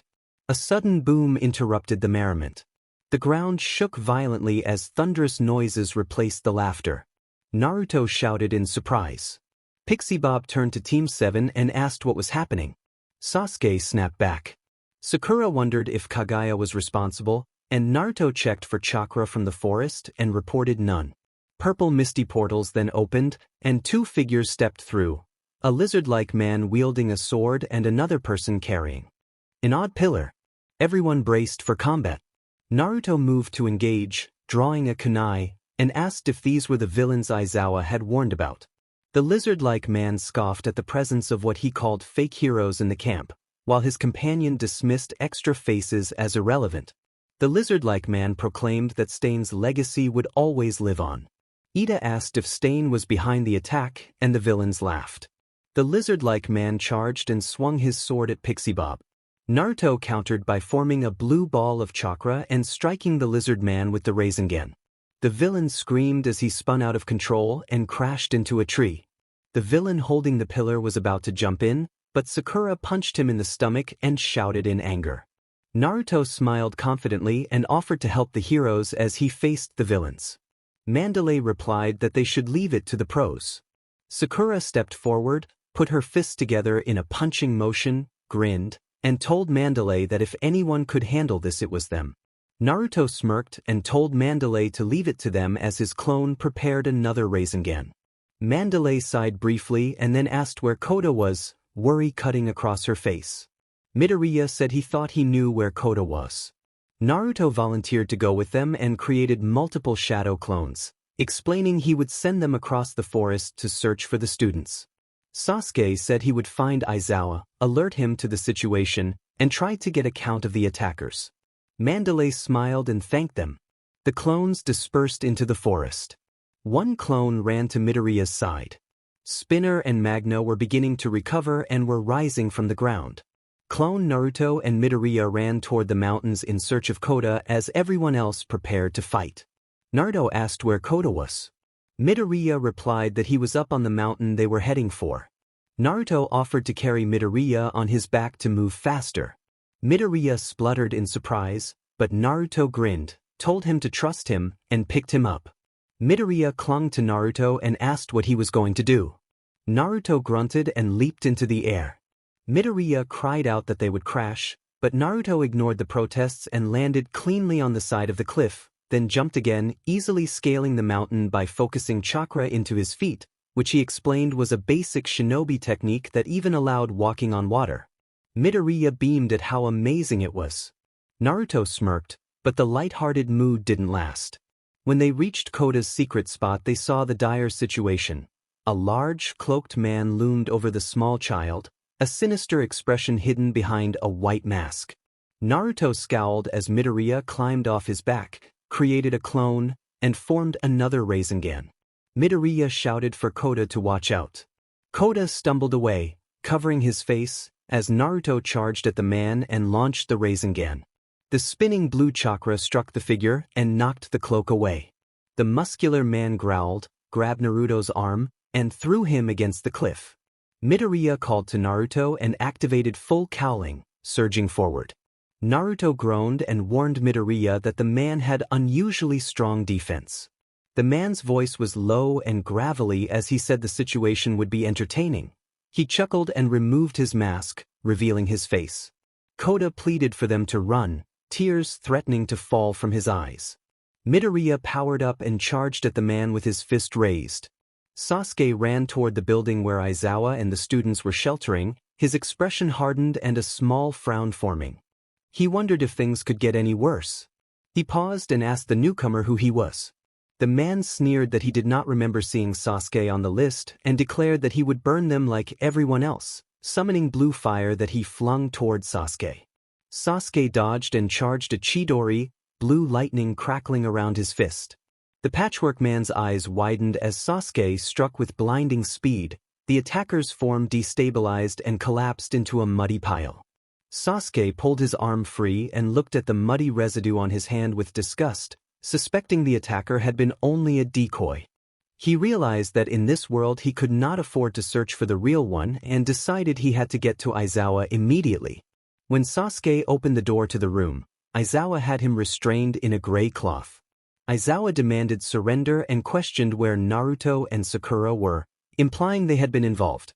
Sasuke insisted they were not villains. Aizawa countered with sarcasm, suggesting it was suspicious that the attack had come at the same time as their arrival. Sasuke argued calmly that if they had intended to destroy the place they would have chosen a different time, and reminded Aizawa that they had surrendered after previous fights. He added that Aizawa would not want them as enemies and briefly flashed his Sharingan, an effect that sent a chill through Aizawa. Aizawa wondered what he had seen and reluctantly released Sasuke from his restraints, warning that he would not hesitate if anything suspicious appeared. Sasuke said he was going back out to find the others. Aizawa then said he would come along and told Vlad to look after the students. Kirishima protested, but Aizawa ordered him to stay. Sasuke muttered for Aizawa not to slow him down. With that, Aizawa and Sasuke left the building and ran into the forest. Aizawa was still not fully convinced Team 7's story, but he knew Sasuke felt suspicious and possibly dangerous. The feeling would have to be dealt with later. For now, they needed to find the missing students. They ran into the beast forest, where the smell of burning wood and the distant sounds of battle filled the air. Everyone was fighting for their lives while the broader world remained unaware. Kaguya lingered in the shadows, unnoticed by most. Midoriya activated full cowling as he charged toward the villain with his fist raised. His fist landed directly on his side, a solid hit. Naruto grinned, pleased by the clean connection. The excitement was short-lived when the villain turned his head with a crazed smile and taunted them. Midoriya's eyes widened with fear and he jumped away, barely avoiding an attack. The man's grin grew wider as he mocked the idea that heroes should be smiling. Naruto tightened his jaw, thinking he could not use too much chakra. A Rasen Shuriken might be far too explosive here. He formed another clone and instructed Kota to go with the clone to somewhere safe. Kota nodded through tears, climbed onto the clone's back, and shouted in a small, frightened voice that they had better not lose to the villain. Midoriya reassured them both with a determined expression despite his injured fist. The child clung to Naruto's torn jumpsuit and the clone leapt away toward the camp. The villain scowled at the sight of clones and a Rasengan and spat a threat at Naruto.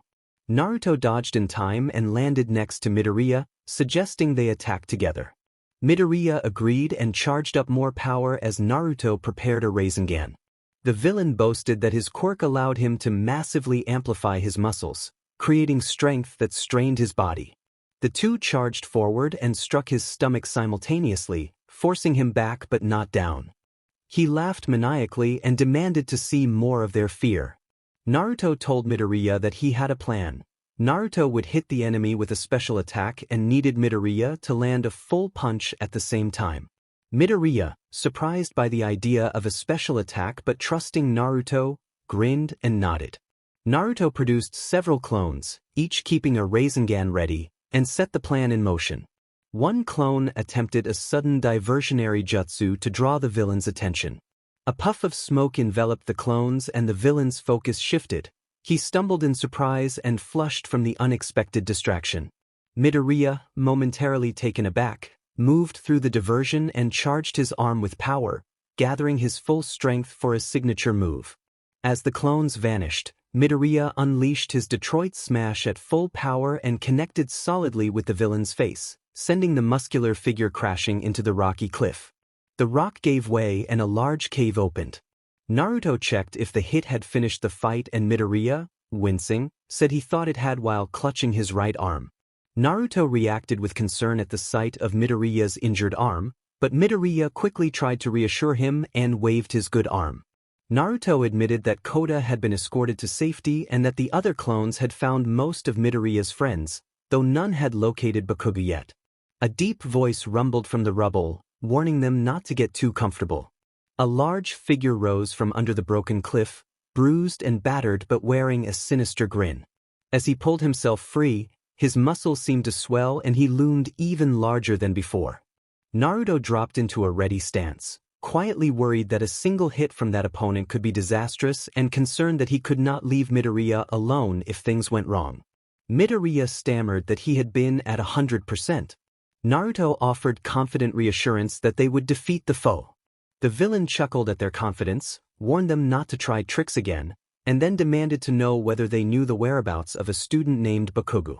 Midoriya tensed, feeling the lingering effects of powerful forces within him, and realized their attack had at least weakened the villain. Midoriya quickly outlined a new tactic and Naruto smiled at the plan. The villain sneered that strategizing in front of him was foolish and swung a massive blow between the two, but they both managed to dodge. One of Naruto's transformed clones attempted to draw the villain's focus with another diversionary move. The villain scowled and struck the clone down, leaving only a puff of smoke where it had been. Naruto launched a massive Rasengan at the same moment Midoriya delivered a full-powered punch, and the combined onslaught struck the villain with tremendous force. The impact sent him hurtling back into the rock with a ground-shaking crash. When the dust settled, the villain lay defeated by the collapse he had caused. Naruto cheered at their victory, then froze in alarm at the sight of Midoriya's arms. Midoriya dismissed the worry, insisting he was all right and asking if Kota had returned safely. Naruto confirmed Kota was safe and that the other clones had found many of their friends. Midoriya asked again about Bakugo, and Naruto admitted that none of the clones had located the hot-headed student yet. Midoriya concluded that the villains were likely trying to capture Bakugo and possibly other students as well, and urged Naruto to warn Mandalay so she could spread word to everyone. Naruto agreed and the two ran through the forest together. Elsewhere, Sasuke ran alongside Aizawa as they sprinted through the trees in search of the students. Aizawa asked why Sasuke ran in that particular manner. Sasuke looked at Aizawa with a blank expression and explained that it was simply the most efficient way to move. Aizawa grunted in response, noting silently that there were many things about these kids that made no sense to him. But it was clear that if he was looking for answers, none of them would come from Sasuke. Sasuke called for Naruto, and Naruto returned the call. Someone else called for Midoriya. The pairs came together. Midoriya and Naruto both looked battered. Aizawa looked down at his student and asked what had happened. Midoriya explained that they had gone to find Koda but had run into a villain. He winced as he clutched his injured arm and reported that the villains were trying to kidnap Bakugo and probably other students as well. Naruto added that one of his clones had taken Koda and most of the students to a safe place. Sasuke asked where the real Naruto was, and Naruto said he was looking for the villains. Sasuke sighed and tried not to facepalm. Aizawa asked where the students were now. Naruto said he had taken them to a building where another hero was already stationed and thought the hero's name was something like Clad. Aizawa confirmed the name Vlad with slight annoyance. Naruto scowled as memories from disappearing clones and scattered reports flooded him. He knew most of Class 1B and some of Class 1A students were safe, but he did not know how many villains were still active. He noted how difficult finding people without sensing chakra could be. A feminine voice suddenly spoke in his head, informing him that they were under attack by the League of Villains and that Aizawa had authorized heroes and students to use their quirks to defend themselves. The voice warned that a student named Bakugo was being targeted and instructed anyone who matched that description to get to safety. Naruto recognized the voice as one of the cat ladies and breathed a sigh of relief when a rush of memories confirmed a clone had handled a fight while he had left another with Midoriya. Naruto perked up when he saw familiar faces on the forest floor and leaped down to greet them, but a wave of ice cut him off. He barely dodged the attack and landed to the side. He got up and put himself between the ice and the others to protect them. Todoroki stood with a low, braced stance, scowling and ready for a fight, and made it clear he suspected the newcomers of being League members. Naruto insisted that he and his teammates were on their side and explained frantically that they had come to lead the students to the heroes, because the villains were trying to capture certain students. He pointed toward Bakugo, who wore a grimace. Todoroki demanded to know where Midoriya was, and Naruto answered that Midoriya was with one of the cat heroes and that they had met up with Aizawa, who had told them to use their quirks. A smooth voice from the shadows accused Naruto of making himself more suspicious. The group looked toward the voice. Sasuke stepped from the trees and gave a cold stare, noting that their teacher had the same doubts but insisting they were not with the League, and he looked to Bakugo for confirmation. Bakugo felt Sasuke's gaze and, despite himself, nodded with a grimace. He told Todoroki to calm down and argued that if the villains had been targeting them from the start, they would have struck already. Todoroki relaxed and agreed to trust the assessment. Naruto suggested taking them to Aizawa, whom he referred to by a nickname, but Bakugo flatly refused and announced he intended to fight the villains instead. Todoroki and Naruto warned him it was not a smart move and that, if he was a target, he should get somewhere safe. Sasuke chastised Naruto for speaking out of turn, and Naruto protested. Sasuke then told Bakugo that they were right and that he needed to be taken to Vlad with the other students. Sasuke ordered Naruto to create clones to escort the students to the others. The plan was interrupted by a sudden scream and the sound of trees crashing. A man in a straitjacket, teeth visible and wild-eyed, was being pursued by a towering, purple bird-like creature. Shoji and Midoriya were running in front of the chaos, fleeing for their lives. Naruto reacted with alarm and the group immediately began to run. The dark crow creature attacked the man with a massive hand and forced him down until another attack finished him off. Tokoyami's dark shadow had been spiraling out of control, and the scene shifted as Todoroki and Bakugo created light and explosions to push the shadow back. The creature shrank until Tokoyami stood before them with dark shadow once again subdued. Tokoyami looked down and apologized for losing control, expressing deep remorse and fear that he could have hurt them. Naruto reassured him with a smile that no one had been harmed and that Tokoyami had helped take down the threat. Shoji placed a supportive hand on Tokoyami's shoulder and reminded him that his anger had come when the villain hurt a friend, and that he had not done anything wrong. Tokoyami looked away and nodded slowly. Naruto then said they needed to get everyone to the heroes, mentioning that his clones had found more classmates. Midoriya asked who had been found. Naruto described them by appearance. 2 girls, one with brown hair and the other with a frog-like look, a blonde-haired boy with a strange belt, a girl with black hair, and a young man from the other class. Sasuke muttered that Naruto could have at least tried to remember names. Midoriya identified them as Uraraka, Tsuyu, Momo, Aoyama, and Aways, and Todoroki and Sasuke acknowledged the identification with quiet surprise. Sasuke said they should take the students to Aizawa and Vlad. The group agreed and turned to gather Bakugo and Tokoyami, but both had vanished from where they had been standing. A hearty chuckle came from above. A villain in the trees, wearing a white mask that seemed to glow in the dim light, announced that they had more unexpected audience members. The group tensed, and Naruto let out a sharp growl in response. A member of the group demanded that the villain give him back.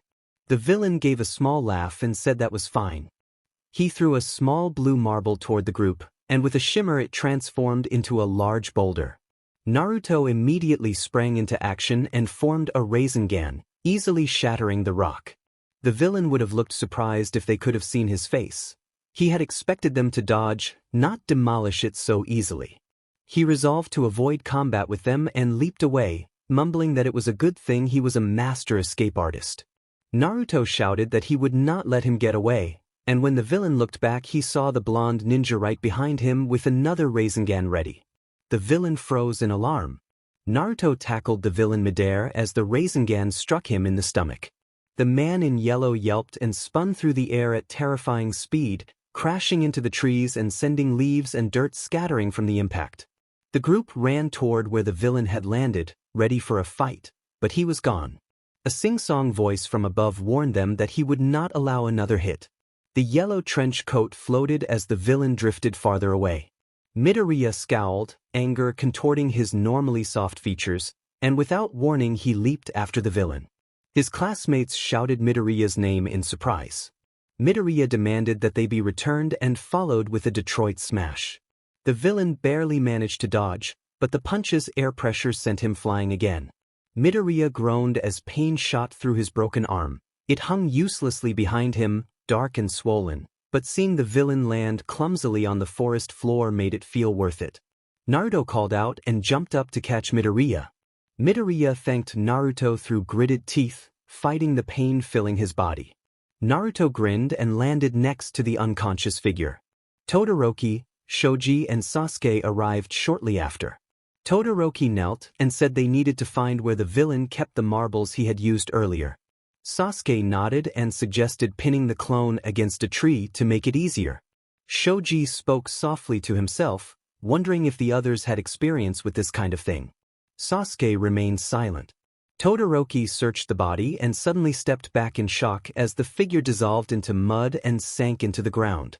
Naruto pointed out that it must have been a clone. The same silky voice came from behind the group, applauding their valiant efforts. Multiple villains gathered in the small clearing: the patchwork man, the trench-coated figure, the lizard-like attacker and the magnet villain, though the latter two were barely standing. Mr. Compress removed his mask and revealed 2 blue marbles, advising that flashy displays often hid what someone did not want revealed. His smile stretched as a purple portal formed behind them. Midoriya leapt out of Naruto's hold and sprinted toward the villains, with Todoroki and Shoji following. A black orb suddenly struck the magician-like villain in the stomach, forcing him to cough and spit out 2 marbles that had been holding Bakugo and Tokoyami captive. Naruto smiled as 5 black orbs hovered around him.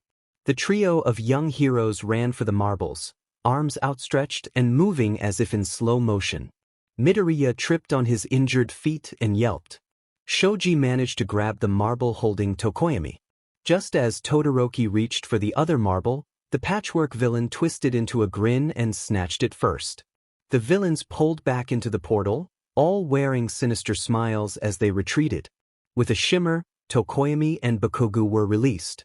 Before the others could react, Bakugo's face showed sharp pain as he was drawn into the portal. Bakugo rasped for Midoriya to stay back. Though the whole episode lasted under a minute, the moments stretched like hours. The forest fell silent. The remaining students stood in stunned shock. Midoriya doubled over, tears running down his face, and let out a gut-wrenching cry. Whether from pain or grief for Bakugo, the rest of the students felt the same loss. Bakugo was gone.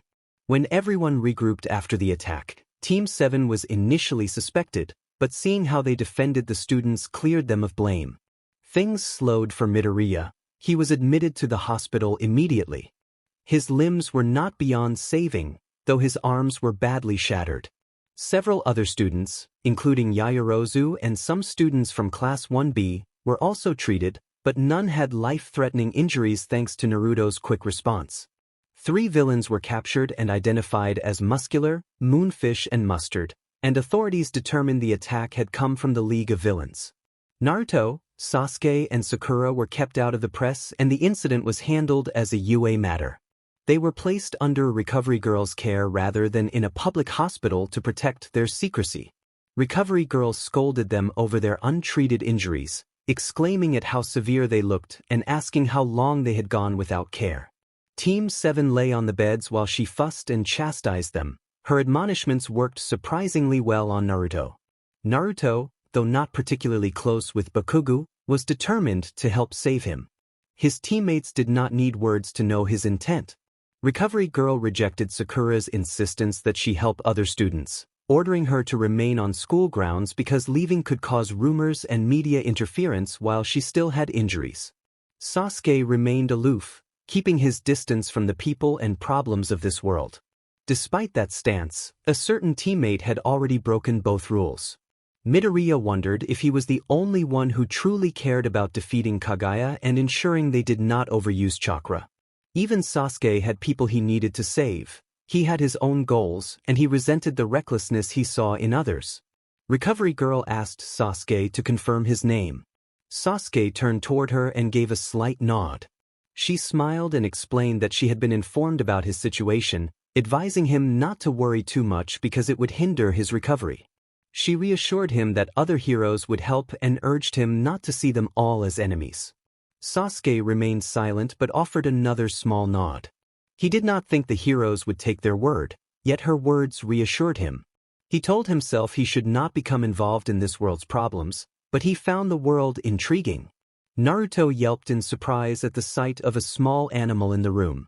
Principal Nizu waved a paw cheerfully and reminded them that he was the principal, while Aizawa stood nearby looking tired and measured as he observed the team. Sakura struck Naruto on the back of the head for his outburst and told him to be respectful, adding that they were being allowed to stay there. Sasuke sighed and muttered that Naruto was a moron. Nizu explained that the 3 of them would be staying in the UA dorms for the time being and that their story would be thoroughly investigated. He assured them that their presence would be kept highly confidential, known only to him and the most trusted staff. Sakura bowed and thanked him politely. Naruto jumped up again to ask about the other students and whether they were safe. Nizu acknowledged Naruto's help in the recent attack, confirming that only Midoriya had been seriously injured, Bakugo had been captured, and Ragdoll was missing. He promised that they would work to get them back and expressed deep appreciation for Naruto's quick actions, which had prevented further harm to many students. Naruto pleaded that if he had done more, Bakugo might not have been captured. Nizu responded warmly but firmly that UA was grateful and that some outcomes had been difficult to avoid. He advised Naruto to rest and reassured him that the professional heroes would handle the rescue. Sakura placed a hand on Naruto's shoulder and reminded him not to reveal their identities, noting that intervening could complicate matters. After a moment of silence, Sasuke said that they should let this world handle its own problems and that intervening might cause more harm than good. He added that he would keep an eye on Naruto to make sure he did not try anything reckless. Naruto reluctantly nodded. Aizawa ran a hand through his messy black hair and told them they would be questioned again about their story before being allowed to join the dorm students. He warned that other heroes might be skeptical about the claim of crossing into another dimension. Team 7 acknowledged this, and Nizu bowed slightly, expressing that it was nice to meet Naruto, Sasuke, and Sakura, then left the room with Aizawa following. Later that evening the League of Villains gathered in a dimly lit bar. Bakugo sat chained against a wall, clearly furious and anxious about his situation. The villains traded observations about the 3 newcomers who had appeared during the attack. Spinner reported that he and Magna had fought one of them and that they had sustained injuries from the encounter. Magna described the pink-haired girl as possessing incredible strength. Mr. Compress recalled being hit by a spinning blue attack the blonde boy used, while Dabi mentioned that mysterious black spheres had struck their group and that Tokoyami had been lost because of the attack. Kurogiri asked about the third person, but Spinner could offer no clue about a unique ability. Shigaraki listened behind his gray hand and, learning that the blonde seemed human and that there might be multiple quirks involved, allowed a sinister smile to creep across his face. He concluded that this could be an opportunistic lead and questioned Bakugo for information about the three. Bakugo refused to cooperate and declared he would not join their organization. Shigaraki responded that they would see. At the hospital, Class 1A gathered around Midoriya's bed. The doctors said his overuse of his quirk had caused significant strain but no permanent damage. They warned that further stress could risk his ability to use his arms. The students absorbed the warning with grim faces. Kirishima was furious and blamed himself for feeling useless during the battle. He refused to accept inaction and announced that he would wait outside the hospital at 10 o'clock, inviting anyone who wanted to join him to meet there. The others awkwardly lingered for a moment, then left Midoriya to his thoughts. Alone, Midoriya resolved that nothing would stop him from saving his captured friend. Kaguya huffed as she clutched her wounds and leaned against an oddly colored pillar, her gaze fixed on Kakashi. Kakashi looked exhausted and badly injured, his body marked by bruises and bandages. Kakashi growled and demanded to know what Kaguya had done to his students and where she had taken them. Black Zetsu chuckled and remarked that it should have been a week by now, commenting on how time runs differently in other worlds. Kakashi felt his mind reel at that revelation. It had seemed like barely a minute. He had just gotten his students back and now they had been taken from him again, and he vowed silently that he would not let it end there. Kaguya pushed herself up slowly, stumbled slightly, and suggested that they join them. Kirishima stretched out his hand and called for Bakugo to come. Explosions flared from Bakugo's palm, shaking the ground as he rocketed through the air. Shigaraki lunged after him but could not catch him. The blasts kept propelling Bakugo forward at incredible speed. Kirishima's grip closed firmly around Bakugo's hand, and Bakugo grinned up at him, teasing Kirishima's judgment. The villains stared in shock as the students made their escape, and even the heroes watched in surprise. No one had expected the recovering UA students to appear. All Might, however, felt relief and renewed energy at their successful retreat. Ida began to instruct Bakugo to create a blast on his mark, but Bakugo insisted on his own timing. Kirishima cut through their argument and urged them not to fight in the middle of an escape.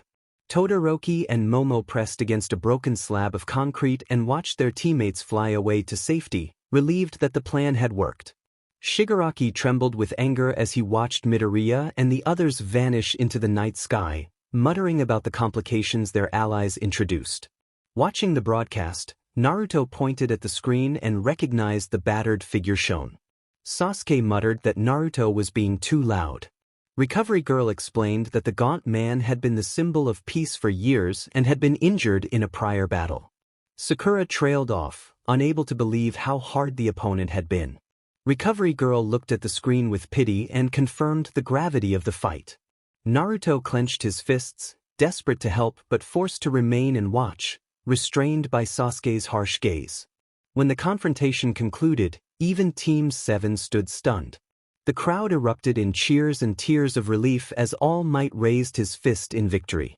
A complex tide of emotions: happiness, awe, adoration, relief, anger, malice, hope, excitement fell upon the symbol of peace.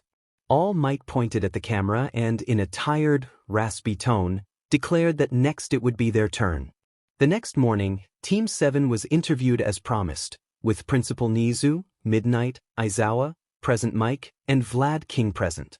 The three students repeated their account and demonstrated their abilities again. Midnight voiced skepticism about whether this was some complicated power or even Nomu technology. Aizawa produced a folder of medical examinations and stated that the three were human and that there was no evidence they possessed a quirk or multiple quirks. Present Mike leaned back and called the whole thing unbelievable. Vlad King asked about the woman who had brought them here, Kaguya, and whether and when she might come to this world. Sasuke, who had been quiet, explained that Kaguya was likely to appear at some point but that the timing was uncertain. Their world seemed to move at a different pace. He requested that, if she arrived before they could return, The heroes stay out of their way because they could not guarantee anyone's safety. Midnight interrupted to state firmly that heroes protected everyone and would act against any threat. All Might supported that stance, reminding them that the role of pro-heroes was to protect people without guarantees. Sasuke sighed but accepted the reality, and Naruto expressed gratitude. Nisa then asked about their teacher Kakashi. Silence fell over the group as Sakura revealed that only the 3 students had been transported and that Kakashi had remained with Kaguya in her world. Naruto spoke confidently that Kakashi would survive and find a way back. Sasuke's expression darkened with doubt, but he did not voice it. Sakura nodded at Naruto's words to bolster hope.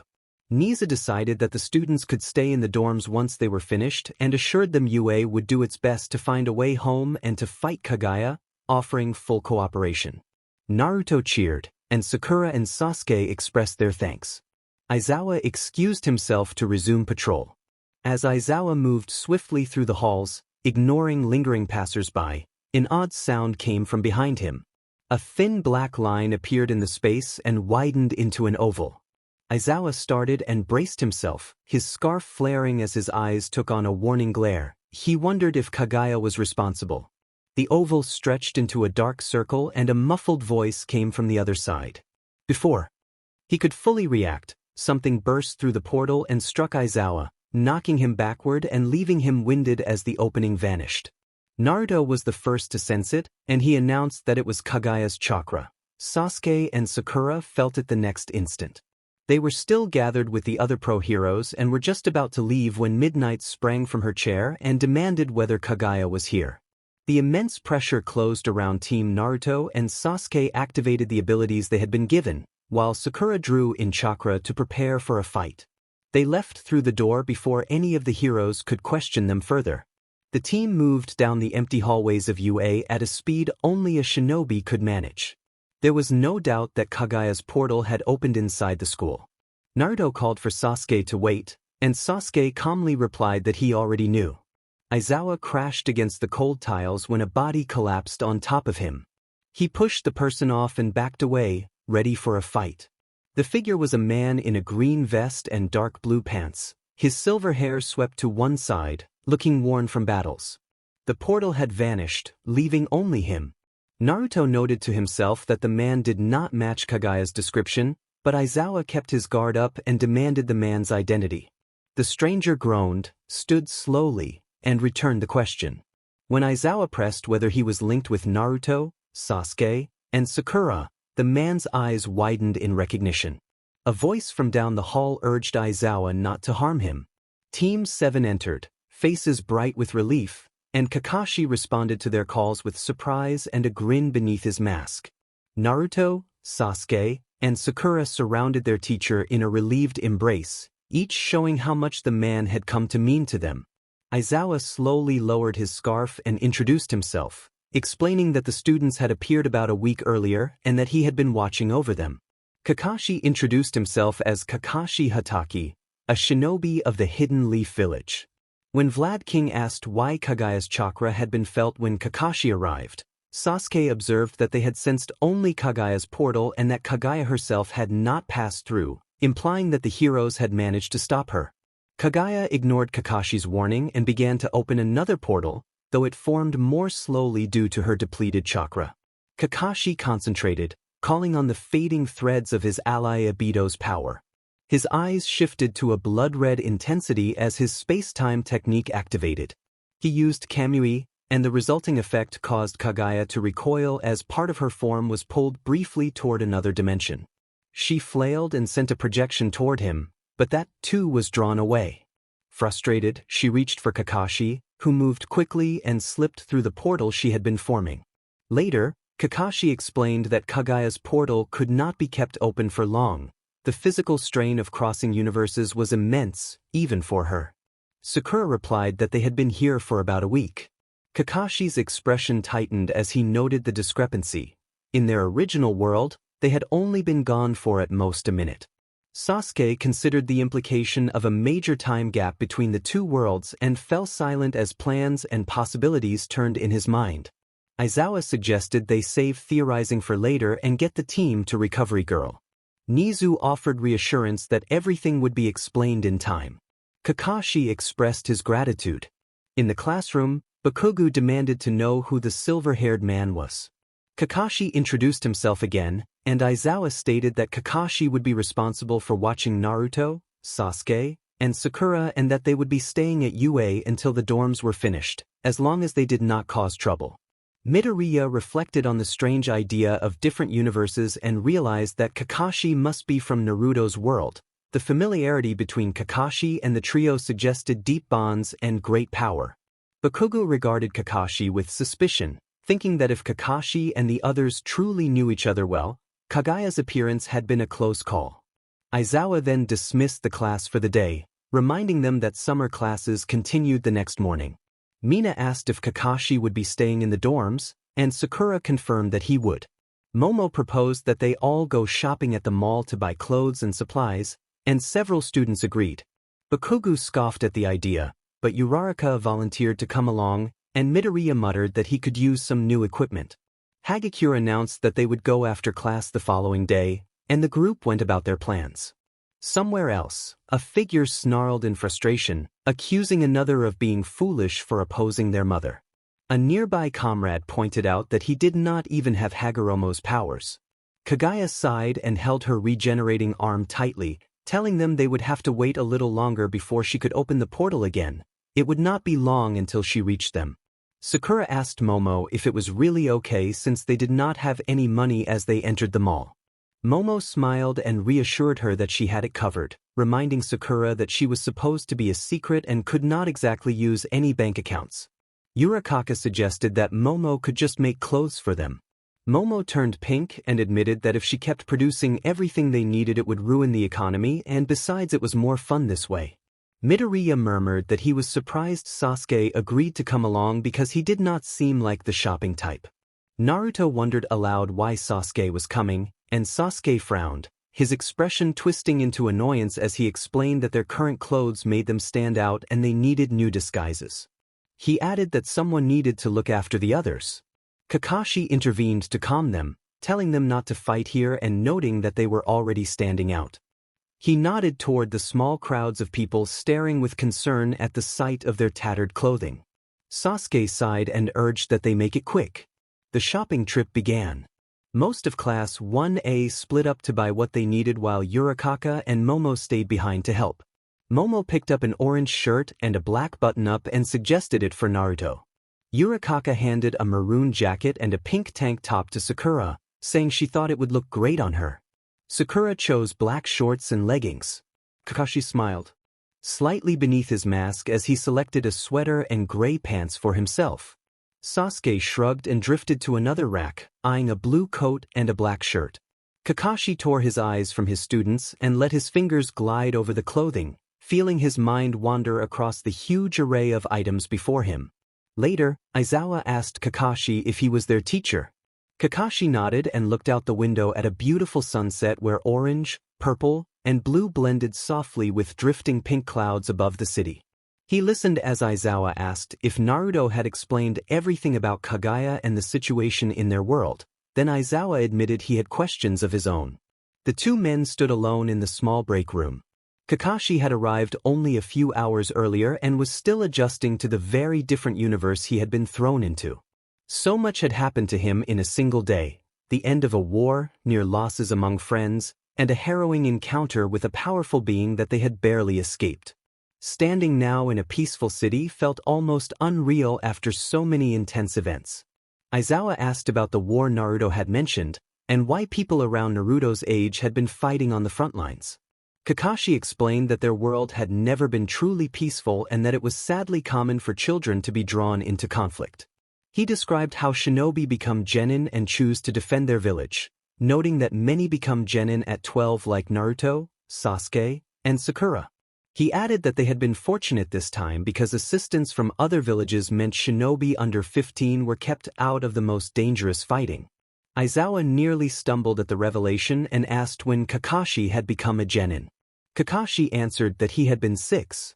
Aizawa reacted with surprise, and Kakashi offered a quiet explanation that his father had trained him until he was 5 and then his sensei had continued his training.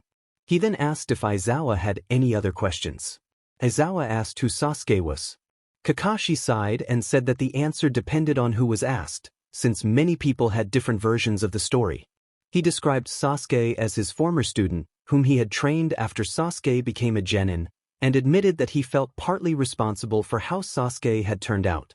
Kakashi explained that Sasuke had left the village in search of power to confront his brother and, as a result, had become a criminal. Despite that, Naruto dedicated himself to bringing Sasuke back. Aizawa reacted with tension and incredulity upon learning that Sasuke's goal had been to kill his own brother. Kakashi responded that revenge had been a driving force, and that Sasuke's brother had been responsible for the death of their entire clan, leaving Sasuke as the only survivor. Kakashi expressed his hope and belief that Naruto would succeed in bringing Sasuke back, and added that many others shared that hope. Aizawa fell quiet as these words settled in his mind, struggling to process concepts of genocide, revenge, and children pulled into war. Kakashi offered a small, almost sad smile and said that despite everything, they all held on to the hope that their world might one day be peaceful, with no more wars or orphan children. The narrator observed that it was a dream that everyone shared. Aizawa promised Kakashi that they would help as much as they could when the time came, speaking as a teacher of UA and a pro-hero. Aizawa looked at Kakashi with newfound determination. Kakashi smiled, and although his face could not be seen, his eyes revealed the smile. After they left the mall, Sakura smiled widely and said that she had not gone on a shopping trip like that in forever, sighing with contentment. Yurikaka grinned and said that it had been really fun.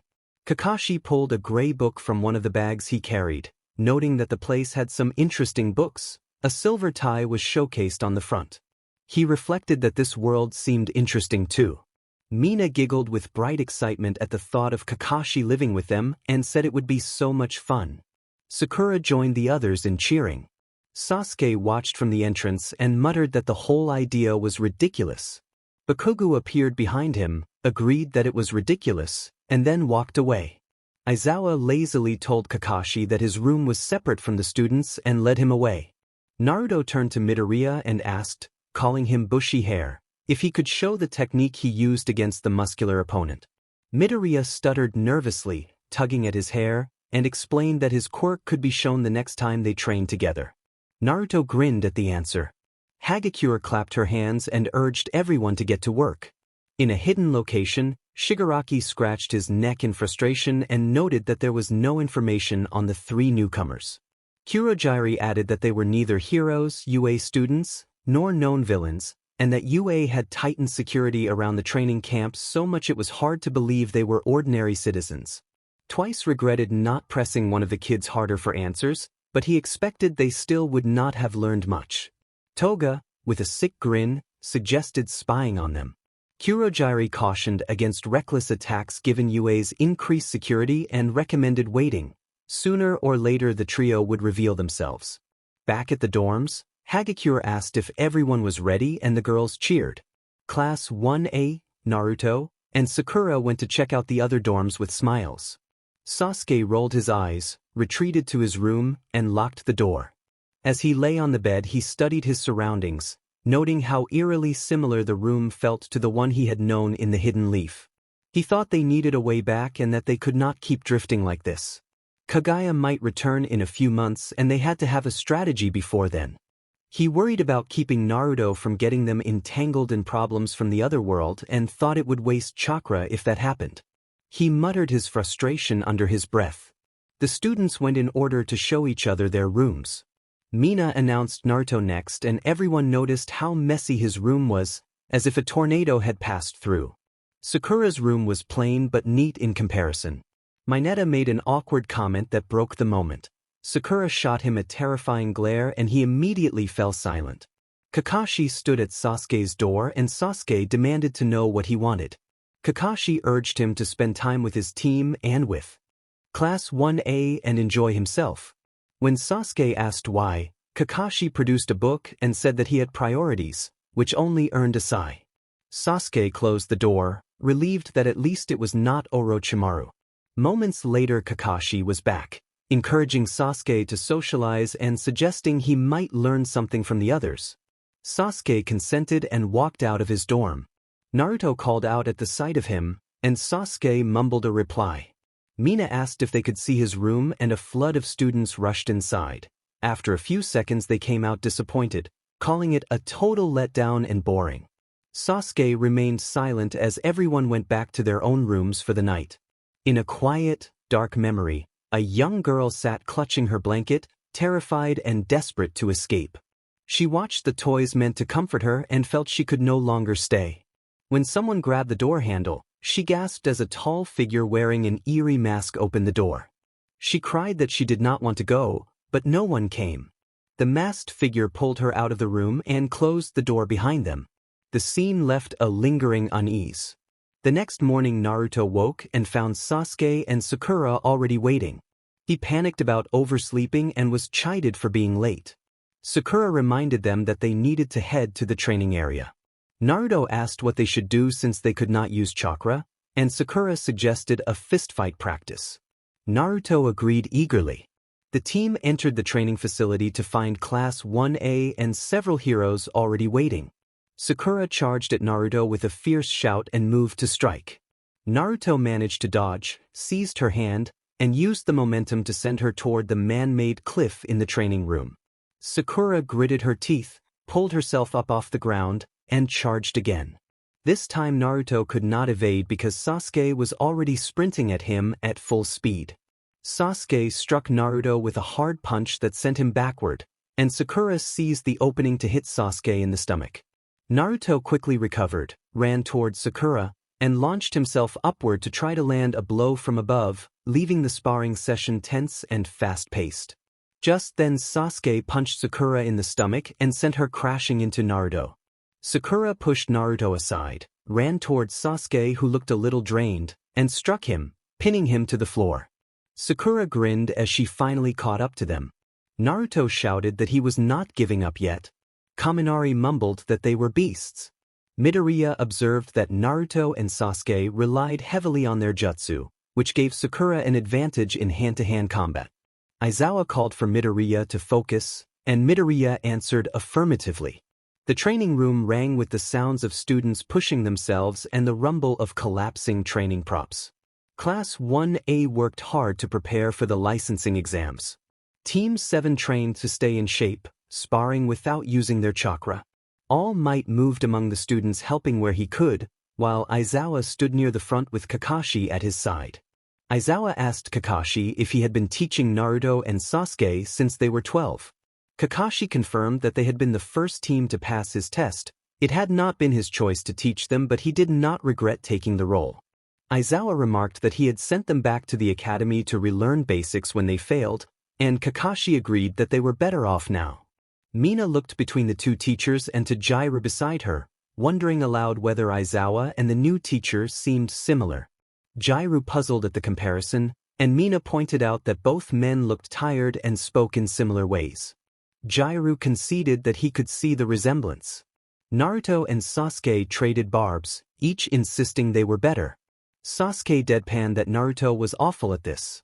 Naruto retorted that Sasuke was not much better. Naruto growled and challenged Sasuke to a fight. Sasuke responded that he would win. Sakura watched their bickering with a soft smile, nostalgic for how easily they fell back into old patterns. Kakashi observed from a distance with tired eyes, wondering whether he should step in before they did something foolish. For the first time in years, Team 7 felt genuinely together. Sakura sighed at the recklessness and warned them they were lucky nothing had been broken. Naruto immediately blamed Sasuke for starting it, and Sasuke muttered that Naruto sounded like a child. The two continued to argue with pointed fingers, as if no time had passed since their genin days. Jiraiya asked whether they had always been like that, and Sakura confirmed that they had bickered since they were 12. She admitted quietly that it felt very nice to be comfortable with them again after so long.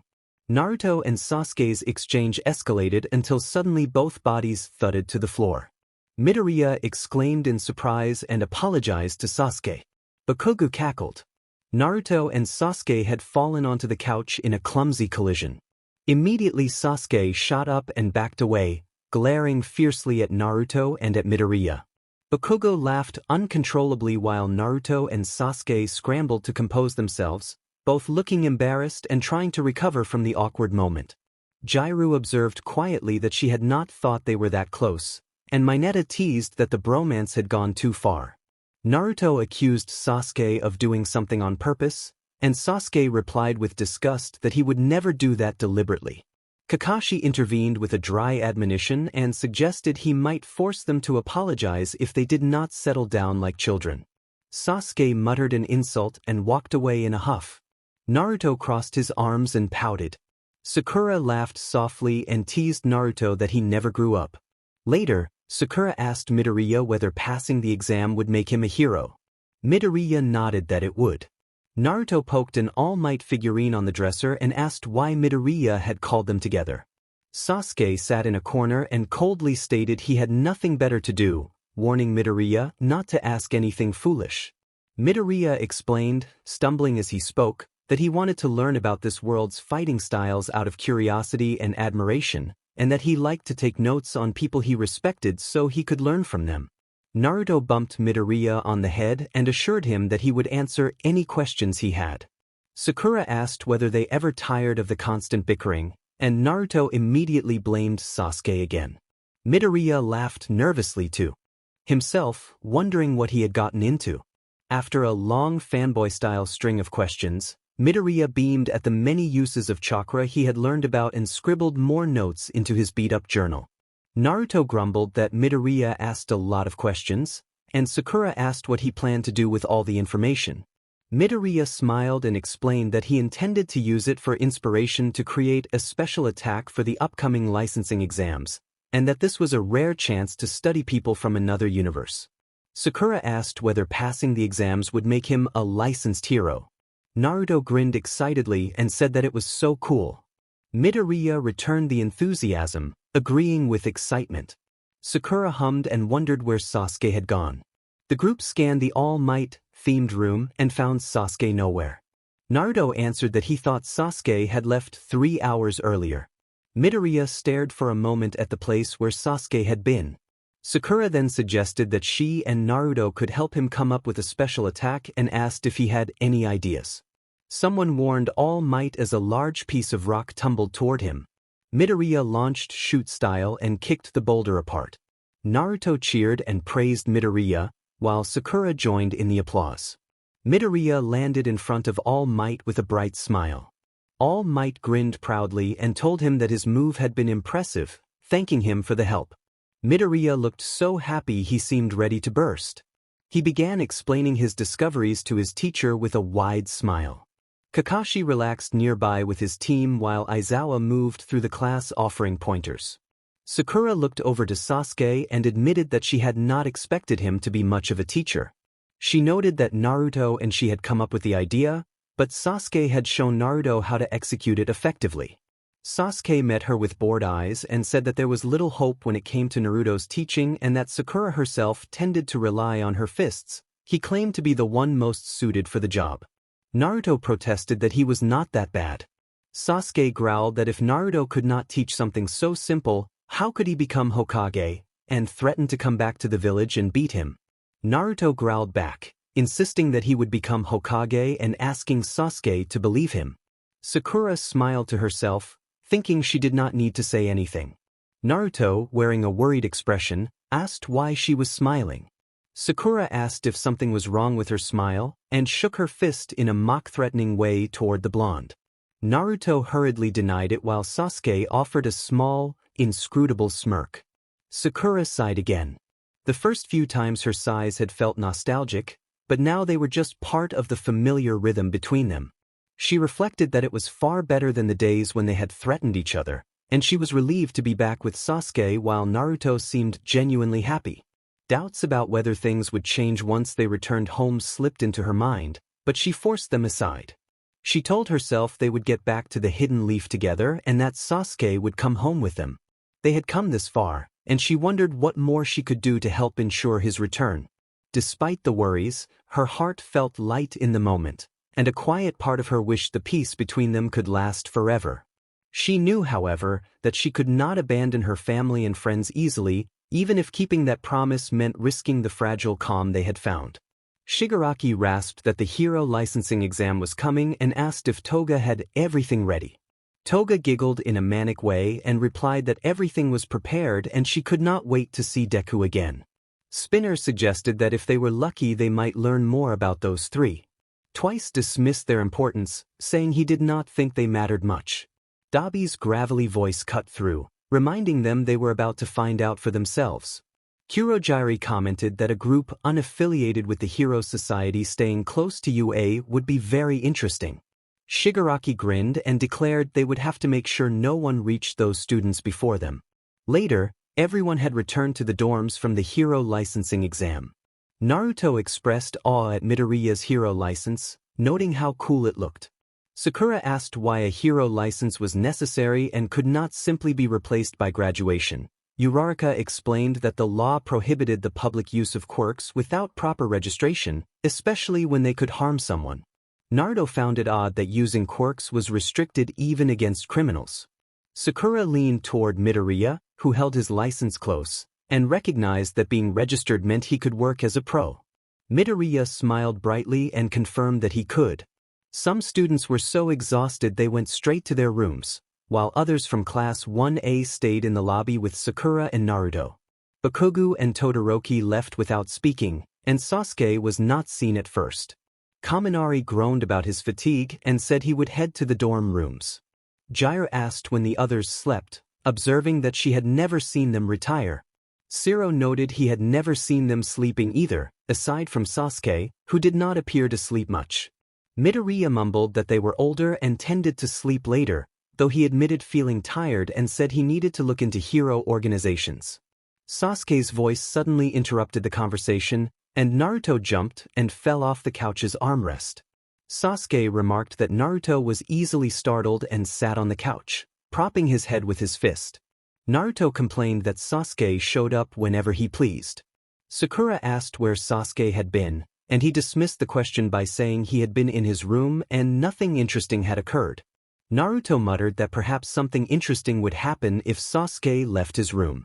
Sasuke sighed and asked if Naruto was acting like his mother, then sank into the couch and closed his eyes, his thoughts drifting to a previous encounter. Aizawa had called Sasuke into an empty hallway with a low voice. Sasuke looked back at the teacher with a cold expression and acknowledged him. Aizawa narrowed his eyes and reconsidered his approach, feeling he needed to know the truth for his students' safety. He trusted Kakashi's account but knew there were always more sides to a story. Sasuke, weary of sharing his past, felt that revealing anything would only bring trouble for him and his teammates. Aizawa told Sasuke that Kakashi had mentioned bits of his past. Sasuke conceded and warned that their worlds differed greatly. He explained that as a ninja he had been trained from a young age to hunt, to defeat enemies, and to obey, and that those differences made it difficult for them to understand each other. He urged Aizawa to avoid getting involved. He approached the teacher, hands in his pockets and his gaze sharp, and said that heroes would not stand a chance against the kinds of enemies his world faced. He added that if not for Naruto he would have resolved things differently in the forest, and suggested Aizawa should distance himself from their matters while acknowledging that they were the ones capable of confronting the threat of Kaguya. Aizawa restrained an immediate, physical reaction as Sasuke walked away toward the main room where the others were gathered. The teacher reflected that such talk was common from villains, but felt different when the words carried truth. In a different scene, a man urged a trembling girl not to make things harder, looming over her in the corner of a room. The girl shook her head in protest, but the man took her arm roughly and pulled her along. He asked if she was giving anyone trouble. At that, her struggle stopped and she looked shakily at a masked figure in the room. Eri shook her head slightly, signaling no. A man warned her to behave and said that if she did, no one would get hurt. His words fell like sweet poison. Eri remained silent, as if speaking might set something off. She left the room willingly, trembling as the inevitability of what was coming took hold. Bakugo sat on his bed with bottled-up emotions pressing on him from every direction. His hands clenched together as memories replayed over and over. He felt like he might explode. He let out a low, animalistic growl and raised his fist toward the wall, but he stopped himself, thinking he should not make noise. He left his room with a flat expression and a single thought driving him. Midoriya wandered the dorm halls half awake, running a hand through his unruly hair and wondering why Naruto teased him about it. Bakugo called for him, and Midoriya snapped alert. Bakugo ordered him to meet at the training ground in 10 minutes, his voice harsh as he walked away. Midoriya realized the seriousness of the situation and jolted fully awake. Sakura brought up the curfew to Naruto, mentioning that Midoriya and Bakugo had left the dorms and that Bakugo had seemed unusually tense when he returned. Naruto and Sasuke exchanged looks. Sasuke agreed to go and told Sakura to inform Aizawa before they headed out. Bakugo challenged Midoriya to fight immediately, insisting they settle things right there. Midoriya put his arms up, worried and confused, protesting that fighting would only get them stopped. Bakugo countered that a serious fight would reveal what part of Midoriya had pushed All Might to do what he did. He wanted to see for himself. Sasuke watched the training grounds approach and reflected on why he had agreed to come so readily. Being uprooted from a battle-riddled world into a peaceful one had begun to shift his perspective. He kept repeating the rules he had always told himself to stay grounded, but each repetition felt weaker. Looking at Naruto, Sasuke realized he did not want Bakugo to make the same mistake he had. He explained to Naruto that he had noticed Bakugo's aggression toward Midoriya, an aggression similar to what he used to have toward Naruto. If he was to become Hokage, he wanted to learn how to prevent something like this. Dust and smoke were already rising from the training area's walls. The fight had begun. Midoriya begged that they did not have to fight as Bakugo launched another blow. Bakugo pressed the attack with explosive strikes and relentless aggression. Midoriya dodged and countered when he could, but Bakugo's intensity only increased. At one point Bakugo struck Midoriya, and Midoriya fell back, dazed. He immediately rushed forward to check if Bakugo was okay, but Bakugo pushed his hand away and snapped that Midoriya should not worry about him. Bakugo's voice then broke and revealed a deeper, painful question that had haunted him. He questioned why he had been the one responsible for what happened to All Might. Midoriya froze as the realization landed that Bakugo had been carrying a heavy burden for a long time, perhaps even more than Midoriya himself. He stood frozen, unsure how to respond.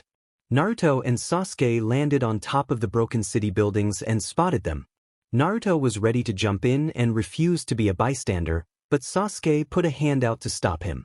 Sasuke said they should observe. The two were still talking like people, even while fighting, and they would step in if things got out of hand. Midoriya lashed out emotionally, telling Bakugo that he had once seemed closer to him than anyone else and that he had chased after him. Fueled by one for all, Midoriya surged forward and struck Bakugo, each exchange growing more powerful than the last. Explosive bursts and flying rubble filled the training ground with every collision. Naruto and Sasuke watched closely, judging the right moment to stop the fighting pair. It was clear that Bakugo held the advantage, overwhelming Midoriya with each explosion-fueled strike. Midoriya was launched into the metal railing along the sidewalk, leaving a dent in the rail. Bakugo, furious, demanded to know what Midoriya was smiling about and then used his quirk to propel himself forward and land another heavy blow on the green-haired boy. He continued to attack, venting his frustrations while Midoriya barely managed to dodge. Midoriya's eyes stayed fixed on Bakugo's almost feral expression as the two exchanged more rapid attacks. Bakugo shouted that one of the things he hated most was Midoriya's sudden rise and struck him hard across the face, his voice growing strained and rough as he taunted that Midoriya should not think he could surpass him because of his new power. Sasuke narrowed his eyes as memories flashed through his mind.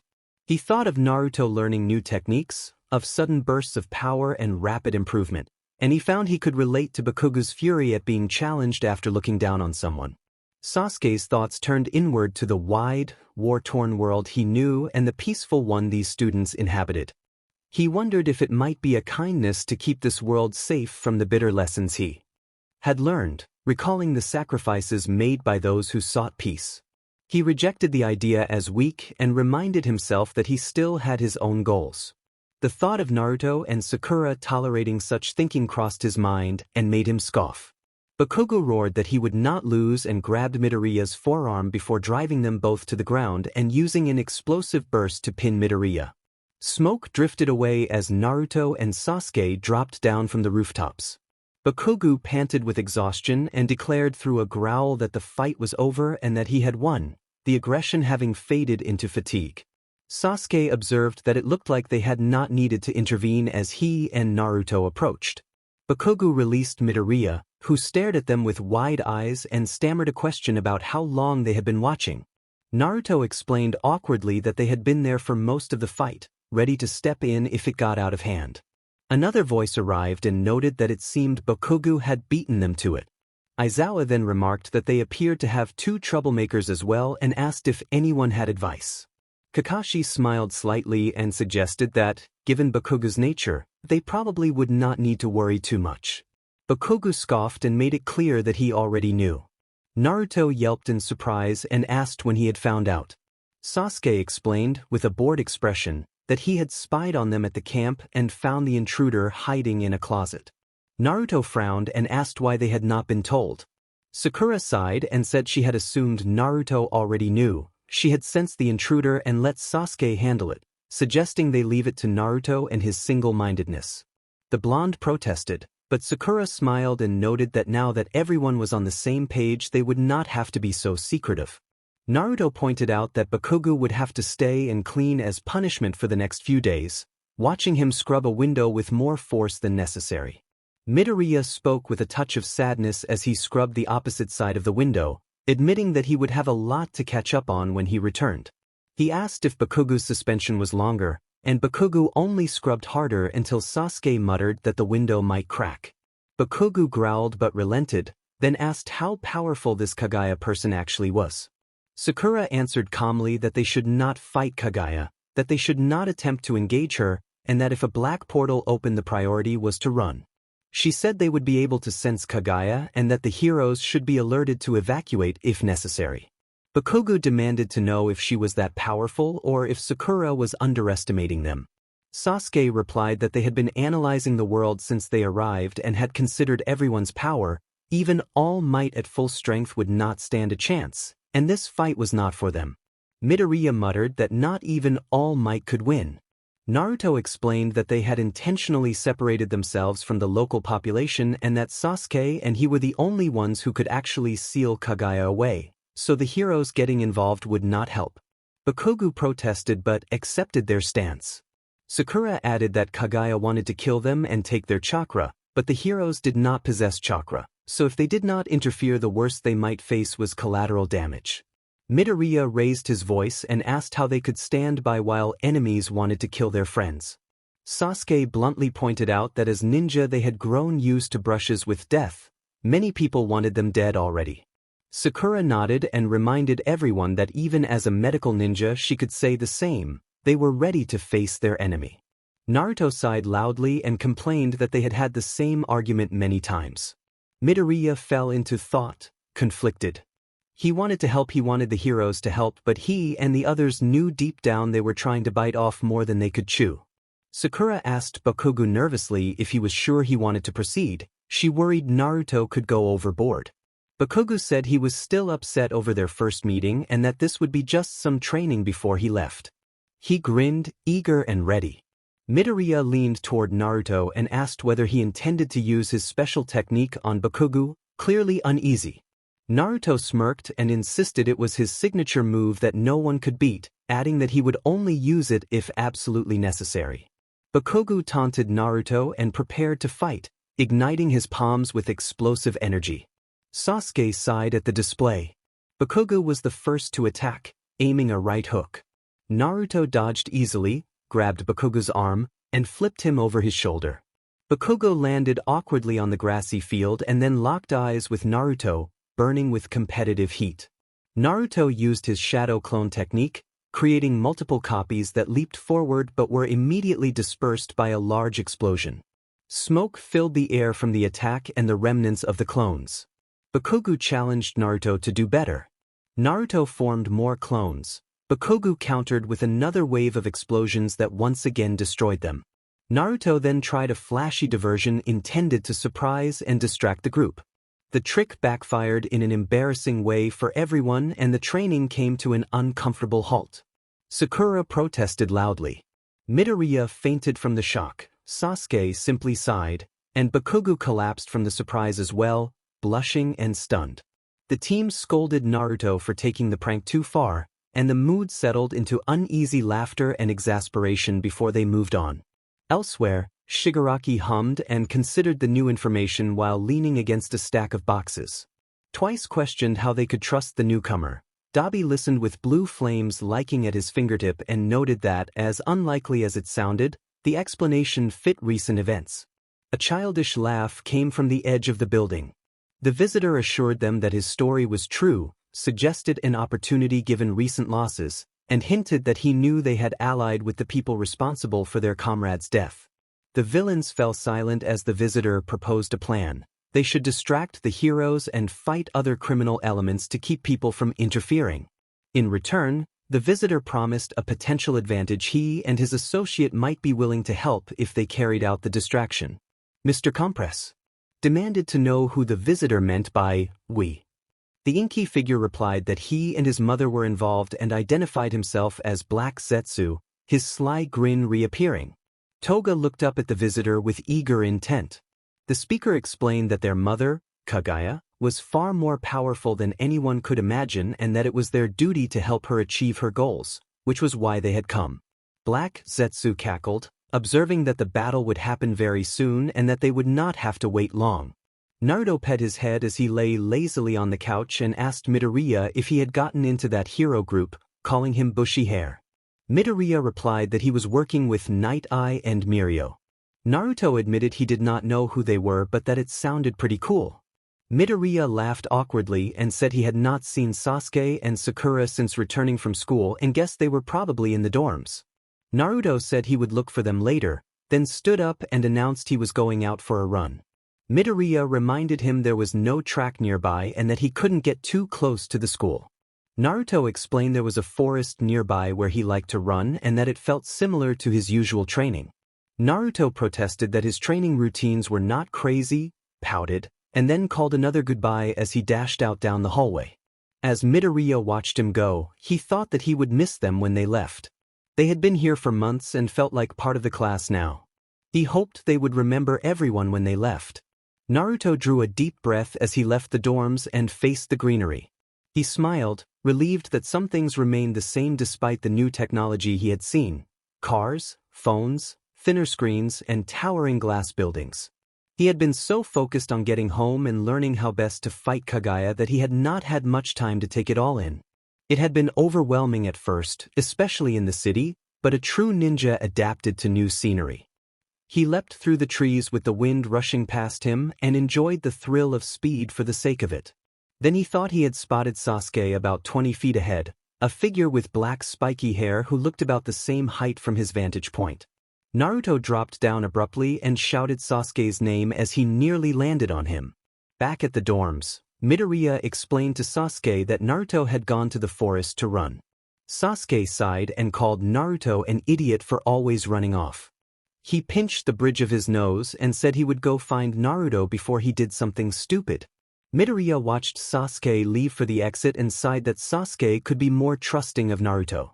In the forest, both men's eyes widened as they recognized each other, but Naruto had also mistook a nearby young man for Sasuke and yelped as he quickly moved away from him. Naruto scrambled to ask who the young man was, while the young man matched Naruto's question with equal surprise. A dark voice then said Naruto's name, and relief washed over Naruto when he realized it was really Sasuke. Naruto apologized for mistaking the young man for Sasuke. Sasuke sighed and remarked that Naruto really was a special kind of idiot. The two began bickering immediately, leaving the young man, Tamaki Amajiki, flustered and nervous at the sudden fight between strangers. Tamaki watched in confusion and thought he had never seen these two before.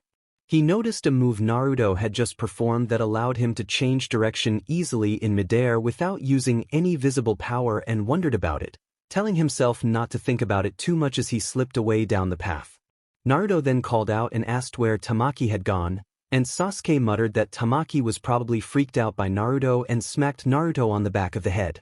Naruto growled and returned to the argument as Tamaki edged away around a corner. Midoriya could still picture the girl named Eri, her bandaged arms, and the way she had pushed him away before stepping into an alley and toward a dangerous villain. He found it hard to believe she had gone toward that threat willingly. Guilt, anger, and regret had gnawed at him since that moment. He had felt helpless every time he remembered her trembling form pressed against him. It took everything in him not to rush into battle to find and stop the villain who had taken her. Naruto called out for Midoriya more loudly from the lobby. Midoriya yelped and jumped back, hitting the couch as Naruto's voice snapped him out of his thoughts. Sakura asked if he was all right because he had seemed off for days and she was concerned he might be sick. Midoriya said he was fine and that the hero work and missions had probably tired him out. Sasuke muttered that secrecy about missions made sense as he looked away toward a large window. Naruto looked across at Midoriya on the opposite couch and noticed how vulnerable the green-haired student looked. After a moment, Midoriya mustered the courage to speak and asked Naruto if he had ever wanted to save someone but had been unable to do so. Sasuke sighed and rose from the couch, saying that he was going to his room. He wondered whether one had to wait until they could save others despite knowing they were in danger. In the dusty temporary hideout of the League of Villains, Toga suggested that they should play along and wait for Zetsu to give the signal. Twice agreed that the Yakuza would not suspect anything, while another voice expressed doubt, worrying that the Yakuza might know before they even began. Toga idly pricked her finger with a knife and smiled to herself as she watched, then said that things would go back to normal once the targets were gone and they could focus on fighting heroes again. Her expression fell as she blamed the Four for interfering with the Beast's forest attack. Mr. Compress added that they could not change the past but that they had a chance for revenge and planned an impressive comeback. Zetsu laughed and observed that the heroes had reacted far more extremely than some of them had expected. Shigaraki muttered that they did not need anyone else interfering with their plans, especially not people from another universe. Zetsu promised that his mother would return the Four to their world and finish them, or perhaps finish them here, and suggested that a few heroes might become collateral damage in the process. He wriggled in the darkness and said that he had already made a deal with Overhaul and that the plan was in motion. Shigaraki asked how long it would take. Zetsu explained that the timing depended on how long it would take the heroes to raid the base. He told them that the heroes had already caught wind of the activity and were making plans, and that Kaguya would teleport into an ongoing battle, sure that the Four would rush in without hesitation. Kurogiri questioned how Zetsu knew so much and whether Chakra would reveal his presence. Zetsu answered that he had spied on highly trained shinobi for centuries and that these heroes had grown too comfortable to suspect his arrival. He predicted that the upcoming battle would be entertaining. The words "will infiltrate the Yakuza base" and take Eri echoed through Midoriya's mind, and his heart raced with anticipation. He lay in bed unable to sleep, the operation only hours away and intrusive thoughts keeping him awake. He turned onto his side and stared at the dark shapes of his All Might figurines and posters, recalling the story behind each one until exhaustion finally allowed him to fall into a fitful sleep. Before dawn, the heroes assembled. Mirio and Midoriya stood with steely determination, flanked by members of Class 1A and the Big Three. The team fell into formation in front of the Yakuza base with police officers ready at the front to execute the warrant. They did not get a chance to announce their presence before a huge villain burst through the door, shouting and sweeping aside many of the officers at the entrance. Ryukyu leapt into the fray and deflected the blow, with Uraraka, Tsuyu, and Nijire poised behind her. While the giant villain was distracted, the heroes surged through the broken doorway prepared for battle.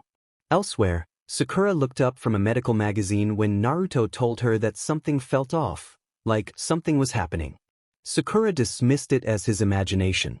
Naruto asked where Sasuke was. Sasuke replied that he was right there and that he was about to leave. Sakura groaned and the others chimed in as they bickered about who had been seen leaving earlier. Mina offered that it might have been Ida or Midoriya, while Ida announced that he had been ready to go. Bakugo grumbled from the hallway that he was still there. Sakura asked for clarification about the silhouette someone had seen exiting the door. The group suggested it was probably Midoriya leaving for early hero work, but one of them corrected that Midoriya had left after the shadow had passed. Sasuke dismissed the concern as imagination and lightly struck at Naruto in exasperation. Black Zetsu's voice suddenly hummed through the space, and Team 7 immediately heightened their defenses and turned toward the ceiling. Black Zetsu's face grinned down from above. Naruto flared with glaring chakra and declared that he had known something was wrong. Sasuke reached for hidden weapons and grumbled that this was the worst possible place for an ambush. Other students who had been drawn by the commotion demanded an explanation. An urgent order came from the adults to clear the area and move everyone to safety. Sakura warned that it was not safe over the chatter. Kakashi noted that Zetsu had arrived as he ran into the large room, scowling at the inky form. Bakuga's eyes widened as the reality of what he had overheard began to settle in. If Zetsu was here, then that might mean she was here too. Jiraiya ran in and immediately understood, exchanging a quick knowing glance with Bakugo. Zetsu announced that he was not here to fight and that he would barely be an opponent if they all attacked at once. He said that Mother would be arriving very soon and that she would be with the rest of their new friends at a place where many people were gathered on a mission. Zetsu suggested that it would be a perfect, warlike place to fight, refused to give more hints, laughed, and then vanished. Sakura cursed in frustration. Mina asked who that man had been and who this mother was. Sasuke muttered that this was going to be a pain. Ida stepped forward and took the lead, stating that explanations would have to wait and that they needed to inform the professional heroes that a villain had infiltrated the UA dorms and another was threatening to make their debut nearby. He emphasized that people were in danger and that as a class of heroes their first priority must be to help. Kakashi asked everyone to evacuate immediately and to report to Principal Nizu, assuring them that Nizu would understand. Sasuke suggested they survey the city to find where Kaguya might appear and then asked Ida if he knew where Midoriya had hero work that morning. Ida explained that such information was confidential and that he did not know. Jiraiya warned that using quirks would attract attention and that the professional heroes might pursue them. Naruto reassured everyone that they were faster than expected and that they would not be caught. Sakura instructed them to tell Nizu that Kaguya was arriving and that people were in danger. Naruto promised to leave that to them. They moved out immediately and were soon rushing through the streets. Even while traveling behind and over buildings to stay partly hidden, they still drew some attention, though not yet enough to alert the professional heroes. Sakura said quietly that it might be the last time they saw the others. Naruto looked away with a solemn expression, then returned to his usual determination and vowed that they would see them again. Sasuke cracked a small smile and called Naruto overly optimistic. Sakura let out a light laugh. Naruto told them to keep a lookout for Zetsu, who might try to draw the pros in their direction. At UA, part of the class who had witnessed the incident gathered in Principal Nizu's office. Ida stood at the front and asked what was happening, pointing out that Naruto, Sasuke, Sakura, and Kakashi had known and immediately taken action and that it felt wrong not to aid them. Nizu explained that he could not say much, but he assured them that the four would be all right. He relayed that those four had requested that UA not interfere and had asked only for evacuations where they were fighting. Nizu warned that acting otherwise could disadvantage them. Todoroki asked what the threat was. Nizu said he could not provide many details but confirmed that Kaguya was the threat and that she was the mother of Zetsu. He asked the students to trust Naruto, Sasuke, Sakura, and Kakashi. Sakura asked Naruto if he had sensed anything. Naruto answered that none of his clones had disappeared. Sasuke said he had not sensed anything either and that either Kaguya had not arrived yet or they were looking in the wrong places. Kakashi suggested they search locations where heroes might be engaged in battles. Sakura said she had studied the cities and geography while staying in the UA dorms but could not think of any particular place that fit. Naruto noted that heroes were spread across cities and that large missions were often kept secret until after they ended, and he groaned at the difficulty. Sakura landed on another rooftop with a sigh. Sasuke then pointed to an area where dust and smoke were rising and indicated that it looked like their destination. Inside the affected building, heroes and villains were down across the corridors and tunnels, and the numbers continued to grow as hero teams pushed forward through the concrete and metal passages. Tamaki and Kirishima had already fallen after barely overcoming the obstacles in their path. Mirio held Eri close, his bright red cape wrapped protectively around her small frame as he faced a villain threatening her safety. Mirio promised that he would protect her. In the ensuing clash, Mirio grimaced as he was struck by an attack that rendered his quirk ineffective in that moment. He realized it was more serious than an ordinary wound. His usual advantage had been taken from him. Overhaul rose from the broken floor and taunted Mirio, calling the idea that someone like him could change a delusion. Mirio laughed and then, in an instant, flung a restrained henchman into Overhaul as a distraction and launched his attack. Lemillion fought with everything he had. He could not imagine allowing Eri to be harmed. His self-sacrificing nature would not permit it. He exchanged blows with Overhaul before stepping back to protect Eri. He held back the concrete spikes with all his strength, even though he was bruised, quirkless, and driven only by adrenaline. Mirio refused to allow any harm to come to her. Mirio called Shisaki, and Overhaul snapped that he had discarded that name as he sent another wave of concrete toward Lemillion. Concrete and debris crashed around them as the battle raged. From a rooftop, Sasuke examined the scene and noted that it looked like a raid and that he did not sense Kaguya. Someone nearby struggled and shouted for Sakura, and Sakura responded that they had to be careful and that showing themselves now would only cause more trouble. Kakashi muttered that Sakura had been hypocritical given her own feelings since meeting the newcomers. Naruto pouted, scowled, and then slumped on the concrete roof. Sasuke added that it seemed the heroes below were handling the situation, though there was a lot of fighting and it was unclear who was winning.